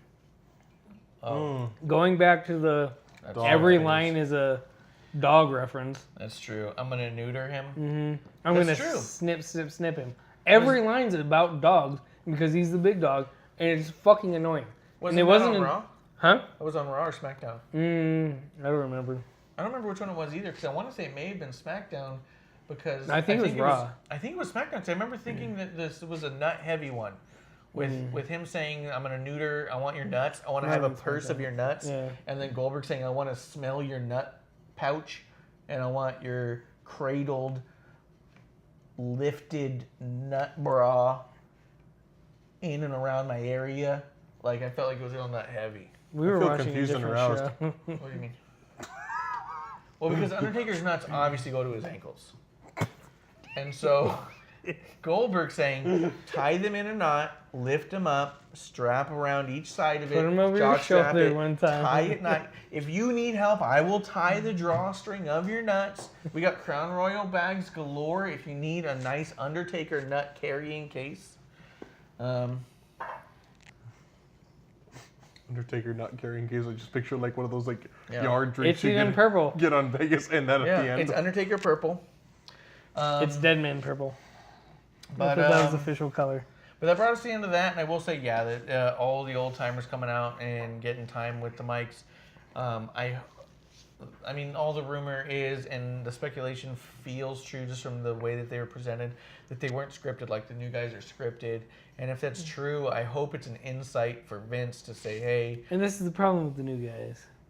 Yeah, but that's just it. Is this could be potentially a turning point where it's like, hey, look at what happens when you give these guys the chance. But see, yes and no, because at the same time, remember when Braun stumbled upon his words? When it was like, hey, go unscripted, and he's like...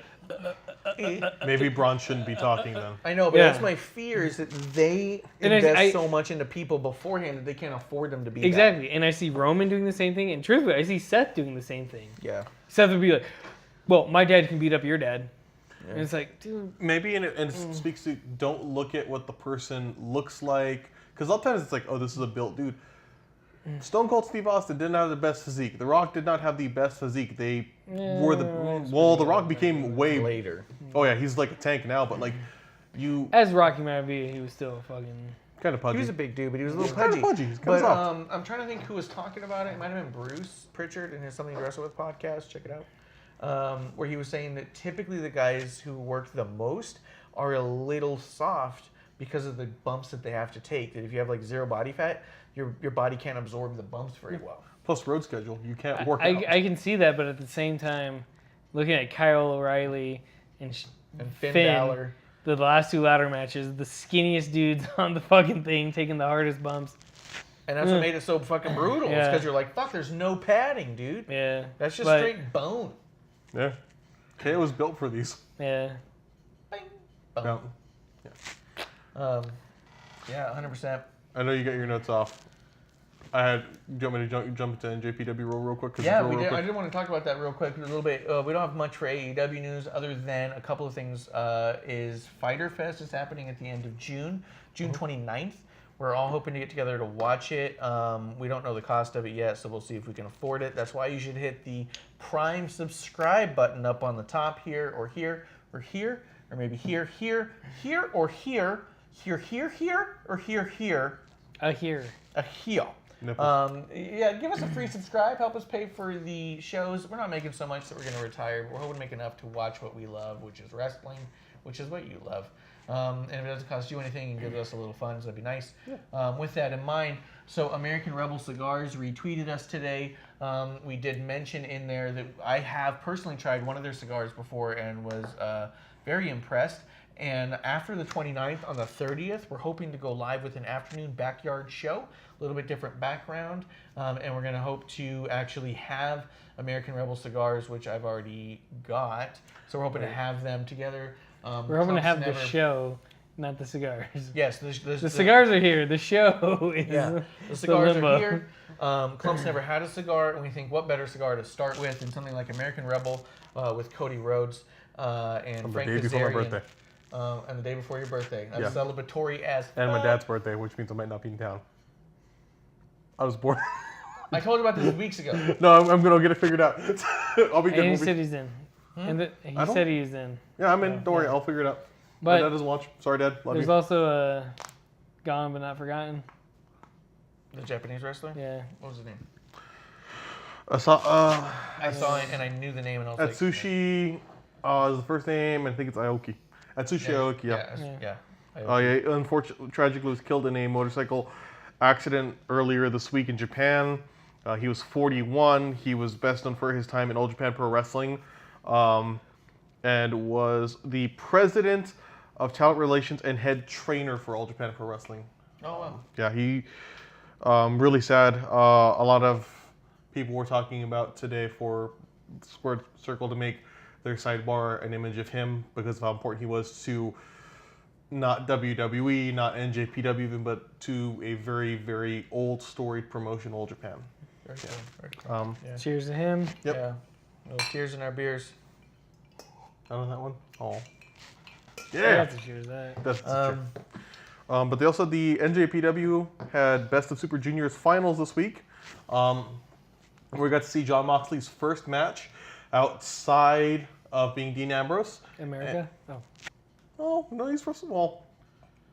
Yeah, it's the resurgence of Jon Moxley. It's definitely the first Moxley match that's been since around almost a decade. And it was, I think, you haven't, well, you both kind of jumped in and watched.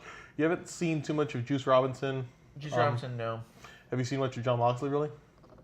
I saw old Moxley. Yeah, I saw old one. But it was a good match. What do you guys think? I thought it was a really good match. Yeah, we watched it right before it went on the air, most of it. I thought it was really good. Same complaint I had with AEW, ultimately. The refs aren't making sense, man. There's rules. I asked partway through, is this no DQ? Because they're just doing everything outside and using weapons. And the response is, that's for the title, so they really don't want to disqualify anybody. Well, then make it a no DQ match. Well, and the count does come into play when it's one person in the ring, one person out. When one person's in the ring, they will count for the outside. But on the other hand, outside that they won't. But on the other hand, WWE's rules don't make sense either. There's established rules, and you can see ways that they get out of them. But these aren't even rules, and it's just, for me, very frustrating. I'd like to see rules enforced. And if that's my complaint for WWE, it's going to be my complaint for NJPW, too. I'm not going to say you get a free pass because I don't watch you as often. If I'm upset that WWE doesn't enforce the rules, then I'm upset everyone doesn't enforce the rules. Well, and maybe what it also says, I make no claim to be a super expert on this. Maybe someone like Stackhouse, who I know also watches Indies and watches NJPW. Throw us out if we are getting this totally wrong. If you know more about the rules for NJPW for these promotions and we're missing them, please correct us so we learn from the future, because it'll make it a better watching experience for us. Yeah, if there's actually no count out rules with two people outside of the ring, then that would be important for me to know to enjoy a little bit more. Yeah. I know Stackhouse and I had a very similar conversation about his match. He had a whole section of the match that ended up on the outside of the ring, and I asked what happened. I was like, "Where's the ref?" It's like, shouldn't he be counting you out? He's following you. What's going on? But he had a reason. We had a discussion about it. Yeah, those are the kind of things I don't know, but I know that they should be happening. I know they get a 20 count, but a count is better than no count to me. Yeah. But. It resulted with Jon Moxley winning the U.S. title. It was a bloody match. It had some really hard spots in it. Really early on, The Juice. head punches. Yeah. The head punches, the difficulty breaking the tables, the Those finally tables are breaking not- the fucking tables. I I will want to say break this table, motherfucker. the one thing about that is that makes Jon Moxley the first person to ever win an NJPW US title as well as a WWE US title. No other person has ever won both US championships. Yes, you're not wrong. Partly because his NJPW belts are That's really, why I really say new. that. Well, yeah. Yeah. I call it down the middle. Everybody knows that. You didn't do your middle right. Also, Jay White beat Tanahashi Okay. in a really good match with a little bit of interference from Gato. So Jay White and Gato are now part of the newer Bullet Club, which is it was a good match. Ospreay won the Super Juniors. He won the Super Juniors tournament. Yes. And in the post conference, which NJPW does this cool, it's almost like when players win like a basketball game where they come back and talk after. He comes out and he comments on the people who've left. He directly says, you know, Omega's gone, the Bucks are gone, I'm here. Someone's gonna stay. And it was really cool to hear that because they're aware. Then Jericho cut a promo and he's evidently entering a feud with Okada, or he wants to feud with Okada. I thought they already had a scheduled match. They didn't. I think they do now, but wasn't like a big thing that I'd seen. But Yeah, even at StarCast they were talking about the Okada match he had coming up. oh, cool. It was just. Yeah. I mean, honestly, I make no my biggest complaint right now with Jericho is I don't like his gimmick with NJPW or AEW. He doesn't. I love Jericho. He is my favorite performer. I am not the biggest fan of it. I think his work rate's not as good, and he's not doing a lot to accommodate. Also, I don't like his ring gear in NJPW. I think it just kind of like, I don't know. It just looks overplayed and sad now. And then the promo where he just says, "Come out and play." I feel like maybe not those exact words, but the style of it I've seen so much. I'm like, okay, you're not scary to pull this off. Yeah. You're shorter than Okada by a lot. You're smaller than every metric than Okada by a lot. It doesn't fit you. I think it would be better if he came in and persisted the AEW, I'm the best gimmick.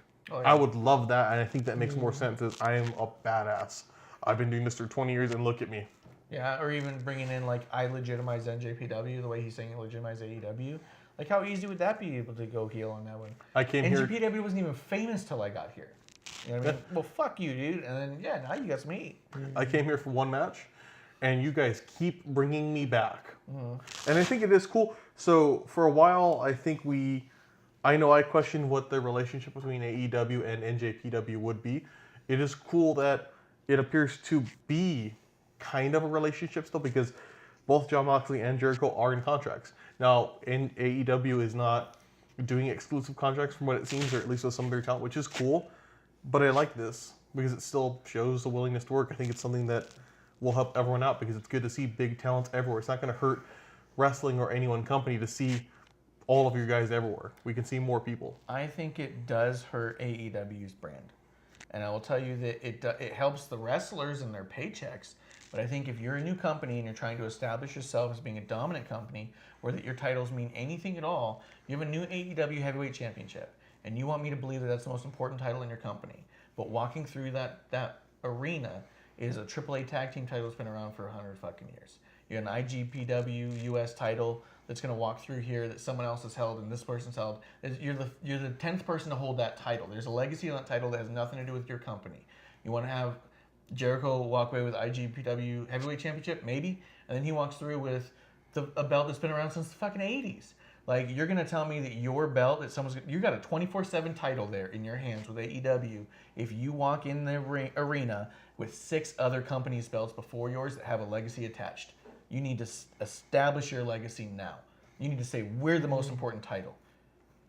It can help legitimize it, though. I would argue, because what happens is by me having, like, I think of like if Nick Aldis, who has NWA? Yeah, that belt's probably the most storied belt in the U.S. If he came in and did another feud, and came in to take or try and get the NA or AEW belt or vice versa, something like that occurring, it legitimizes both belts because you get some of the, you know, the rub from that belt. Like, I have this. Why would I care about this and coming in to try and take it? If I'm trying to collect belts and I'm that good, it doesn't speak bad for promotion for me to come get your belt too, because that's something I want, and I clearly know what I want. And Which would make sense if we haven't already seen that before. Do you remember the NWA titles in the WWE? Remember the NWA Tag Team Champions coming in against the WWE Tag Team Champions or losing to non-champions? Because what ended up happening was the idea being that we have the most important titles. I don't care what you're bringing in the door, our shit's more important. So if you have an NWA title come in trying to go after your heavyweight championship, the best it can do is shit on the NWA title. It can't help the AEW title because the AEW title has to be meaningful because you're AE-fucking-W. Well, I think it just depends on how you book it. I think if somebody came in with, and I say someone like Kazuchika Okada, who's not only been a multiple-time IWGP champion, but the longest reigning in modern history IWGP champion, comes in, says, I want that belt. Even if he loses, it's still showing like a good connection because I have this belt, I've had this belt, I'm damn good to hold this belt, which is the storied belt. I want that one. As long as they book it well, and that's the hope, I get what you mean, is you don't then put him in to lose in a non-title match. You don't then book him poorly. You book him strong. If they do that, it would look good. If you have a title that's had no legacy, you've got 0 owners of this belt, you get maybe 1. Now you have someone who's currently holding or has held one of the most storied belts in the history of the world, and they come in and they lose it. Does it make the AEW title look better, or does it make it look like another titan holding down other companies? We're more important. You know what I mean? Like, you have to be super fucking careful right now because you're establishing your legacy and the importance of your championship. Well, isn't that the comparison between the IC and the Universal? Yeah, 100%. Are you going to tell me the IGPW is like less than the AEW title? Because you might say that from the AEW perspective, and that'd be easy to say that's okay. Yeah. Unless you have all these IGPW titles roaming around your fucking company, then it doesn't. Then now you just have the newest belt. It's not the most important belt. I would maybe, if it were me, I wouldn't book it so that the belt is lost into the promotion. I would give the belt to that person. I would say that the only way you can legitimize it is if like the IGPW title holder or the NWA title holder comes in and wins that title. And then down the line they lose one of those titles, right? They have both. That's the only way. They have to have both. But if they lose the AEW title, then you just look like some asshole who's snubbing the other companies. And I mean, that can help build heat to it. I mean, I still think even if it's a spot like, say, before Walter went to the WWE, one of his gimmicks was the belt collector because he had belts from like 10 promotions at one point at one time. Like, there's pictures of him who's just belts all over him. Comes in, and even if he loses, it's like that still brings progress to this, or this still brings notoriety to this tiny ass promotion because I have the ROH championship, I have this German championship, I have a Japanese championship, and I'm coming here and I'm taking yours too. And if I lose, well, hey, it's something that you still wanted, which looks really goddamn cool. Does it? Because you listed 3 bigger titles. You don't remember the company names of the other titles. Did those other company name titles actually grow at all? Or was it just something else I can grab because why wouldn't I be able to grab it? You guys are worse than the other companies I've already established myself in. Well, I mean, at this point, he was working very, very small promotions too. Yeah. I'm not saying it like... I feel like collecting, as cool as it is always visually and to be a belt collector type, I feel like it can minimize a lot of the titles too. It's just another fucking easy title I found. You know what I mean? And you got to be careful of that. And that's my fear for AEW is because right now they have to stay away from that. You don't want to minimalize or marginalize your main title. If you oversaturate yourself with other people's titles, part of the problem I had with Double or Nothing was we were halfway through the show almost, and I've seen 4 titles, and none of them were AEW titles. Finally see the AEW title, and then that's for another day, and now we see more titles that aren't your titles. Are you a brand that's established or not, or are you trying to get your footing? Are you competition if you have no footing? Like, it was just a little misleading, and it kind of makes those other titles seem a little weird and out of place. What I'm getting at is when they have titles. When those titles are presented, I don't see it as a bad thing to have someone else come in. I think down the line, doing it this early on could hurt. Well, and I agree you need to have you have a tag tournament, have a tournament for your titles, have this person win it, hold it, then bring that person. That wouldn't be bad then. And here's the problem they're going to have with Jericho Okada. Isn't it for a title? It's for the heavyweight? I don't think so. Is it not? I don't think so. I'll I'll have to verify it, but double check. If it's for a title and Jericho loses and then comes in and wins the AEW title, does it mean anything? no, and that does suck. I don't You know what I think mean? that's I don't think that's good booking in that case. I think what they did with Moxley was good. Having him win the US title looks good. Yeah, but now you have the IGBW title floating around the AEW promotion. Was it going to go between Kenny and Mox? And then was it someone else going to get involved? Maybe Jungle Boy, and then it's going to go back to Juice? Like, this title floating around back and forth. If your titles are more important, why are people going somewhere else to get a title? You know what I mean? If this is the place to be, and this is the most important company to be in, why is everyone you have going somewhere else to wrestle for their title? You know? Well, it doesn't have to be everyone. But the important people are. You're the most important company, and yet here's Jericho going to New Japan. You're the most important company, and here's Mox going to Japan.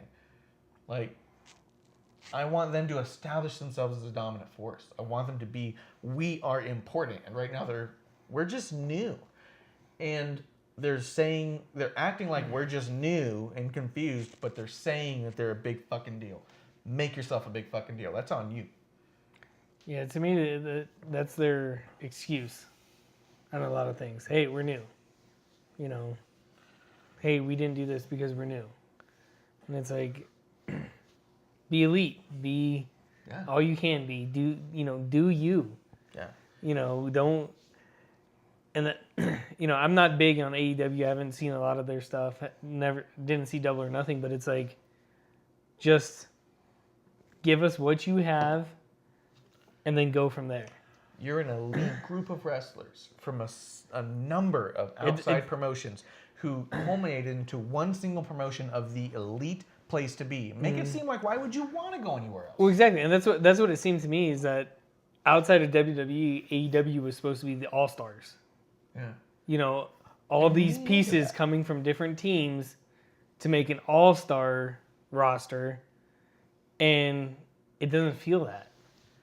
And I think it's easy to lean into that. Now, I will say that there is a cool excitement knowing that they can volley with NJPW, but I think that's more down the line. I think right now, if you're saying, hey, we're the best in the fucking world, man, we are the fucking elite, then make me believe that and quit having your people scatter out. Like, it's one thing to say, hey, yeah, we play ball with everybody. It's another thing to say, why is no one staying at home? You know what I mean? Well, one, I just disagree. I'm not saying in a bad way like that. I just wanted to, like, to me, I do see it as... Says Okada's for the title. Jericho versus Okada for the title. Now, if Jericho doesn't win that, then that makes AEW's title seem that much more less. No, and I don't want that to happen, which I think Jericho versus Okada is a poor choice. Yeah. I think it could be better. But what I mean is, there are other examples I could see as benefits. I think because we don't have a TV show, because we are still establishing pay-per-views, it's not bad for them to go to other venues and go, even if it's not for titles, but for just feuds. It gets them time. That. It gets them time. I think Moxley getting the title and coming back into it, if he does hold it that long, could be beneficial because it shows this title across 2 countries, 2 promotions, and it gives reverence to both, because that is a new title too. It's very well booked, but it's a new title. How long has it been around? It's been around 2 years. 2 years? Kenny is the first champion, then nice. Jay White, then... well, then you got that booking comes natural too. Kenny versus Mox, first versus the newest. Exactly. I think the benefit of it is that, and it is all down to if it's done right. If you book these people in oblivion, but it's with everything else, if we book it like the NWA Tag Team Champions coming in the 90s and just losing to random teams, that doesn't work. But if you have the AEW team go and maybe not win, but look good, and things are try and get it, hopefully get it, but just look and desire belts, it looks good. I would say I would rather the AEW holder, if they're going to another promotion, win than have it be them going out losing, holding belt, because then it does make it look weak. However, if somebody who has belts from another promotion comes in and says, I want that too, like the Impact Champion, the NJPW Champion, the All Japan All Japan Champion, Dragon Gate, not Pac, but come in and they want to take this belt too, it doesn't look bad at all, because it shows that this is a title that somebody desires. and it shows that somebody with Yeah, notoriety, with a name, it shows the champions from other promotions trying to get the top prize. That's what I want. That's what I mean. Yeah, it's not. And that'd be great. And That's more people coming in, and this is right now people going out. Yeah, but do you foresee a super card or a Grand Prix or Champions League type That'd of be thing amazing. where all the champions and all the top performers from each brand, like an all-star game? Did you happen to know what IGPW means or what it stands for? Because you're gonna get a kick out of this. Do you know what IGPW stands for? IWGP. Or it's IGPW. International Wrestling Grand Prix. It was that. In 1983 it was, or some 83 or 84. There's a best the first winner ever of that title, Hulk Hogan. Yeah. Because what it was the International Grand Prix of Wrestling, or International Wrestling Grand Prix, and it was a tournament of all of the greatest wrestlers across the world coming together, and that was the prize, was this trophy. And every year there was a tournament, and they won the trophy, and it was 4 years in before they said it was going to be a carrying title. But the IWGP is because it was a tournament for that, so it's exactly what you just laid out. That's what it was intended for. And they could do so similar to how the U.S. does the Cruiserweight Classic. The Best of Super Juniors is that, but it's annual. They also do the G1. I think something that could be done to be really awesome if they have this ability for pro wrestlers to go in and out is have people, even if they don't win, have good showings in other, like, hey, go to the G1, you're not going to get to the final, but you're going to get far. Hey, we're going to bring someone into ours, they're not going to win, but they're going to get far. And it could build these feuds and stuff. There's a lot of ability for cross promotion. The reason I think going out is necessary now is because they don't have a weekly show. When they have a weekly show and they have more events, it'd be great. But right now, they don't. And this wasn't just going on any NJPW show. This was for the final. This was a stadium show. It'd be the equivalent of them going to Royal Rumble. That's great to me. That's what I see it as. I don't see it as... I could see what you guys are saying. I could see it definitely hurting it depending how it's booked, but I'm hoping that it's booked well.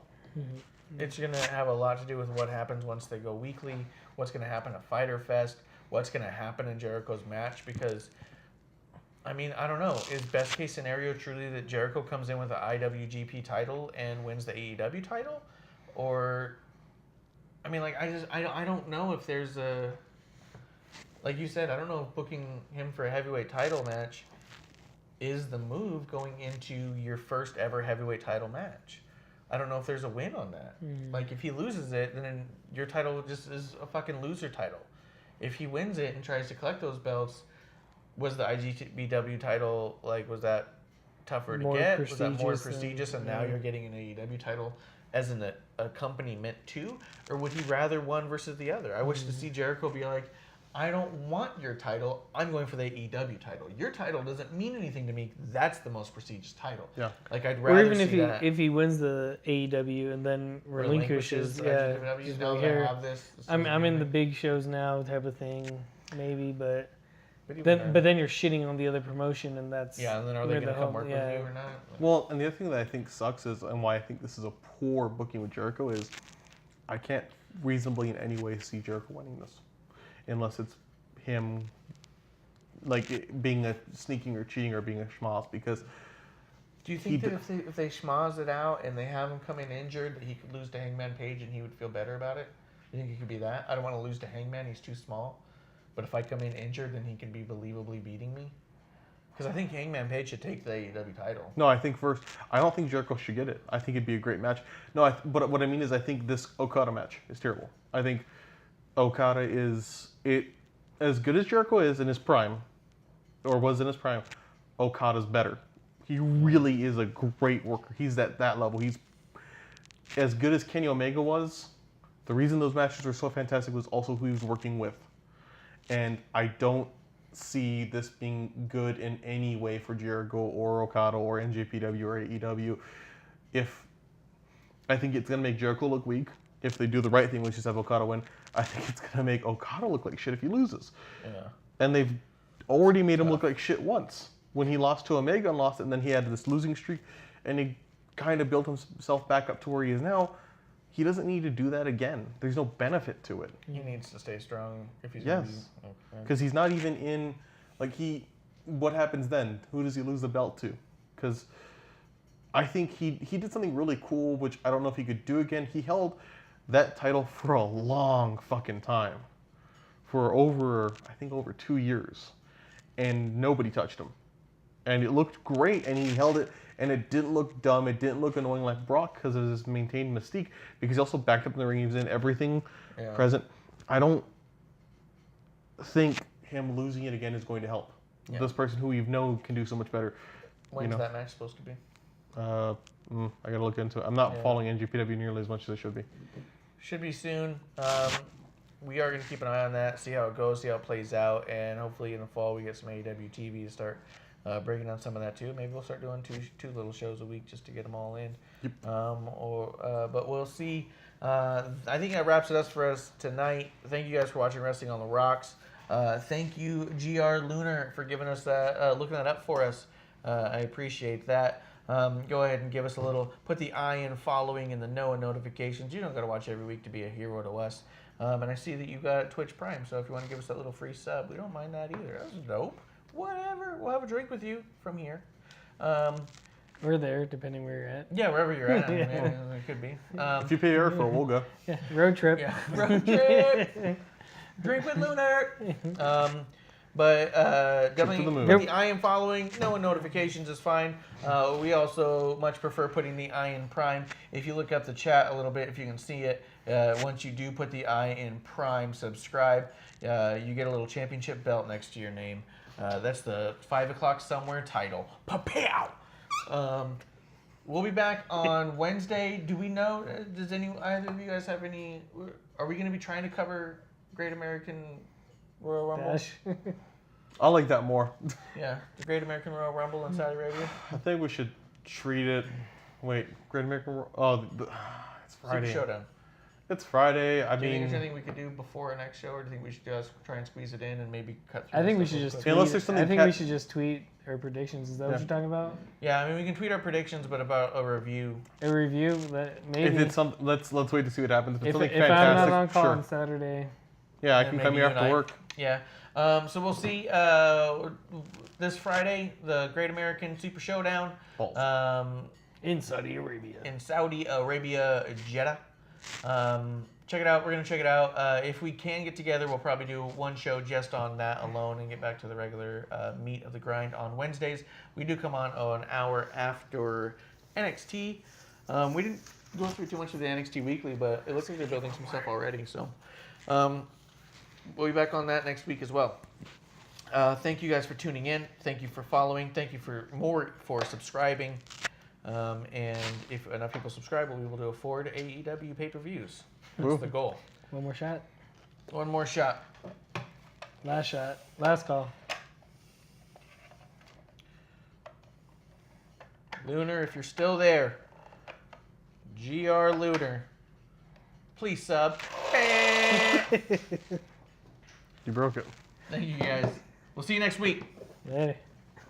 Last call. Cheers.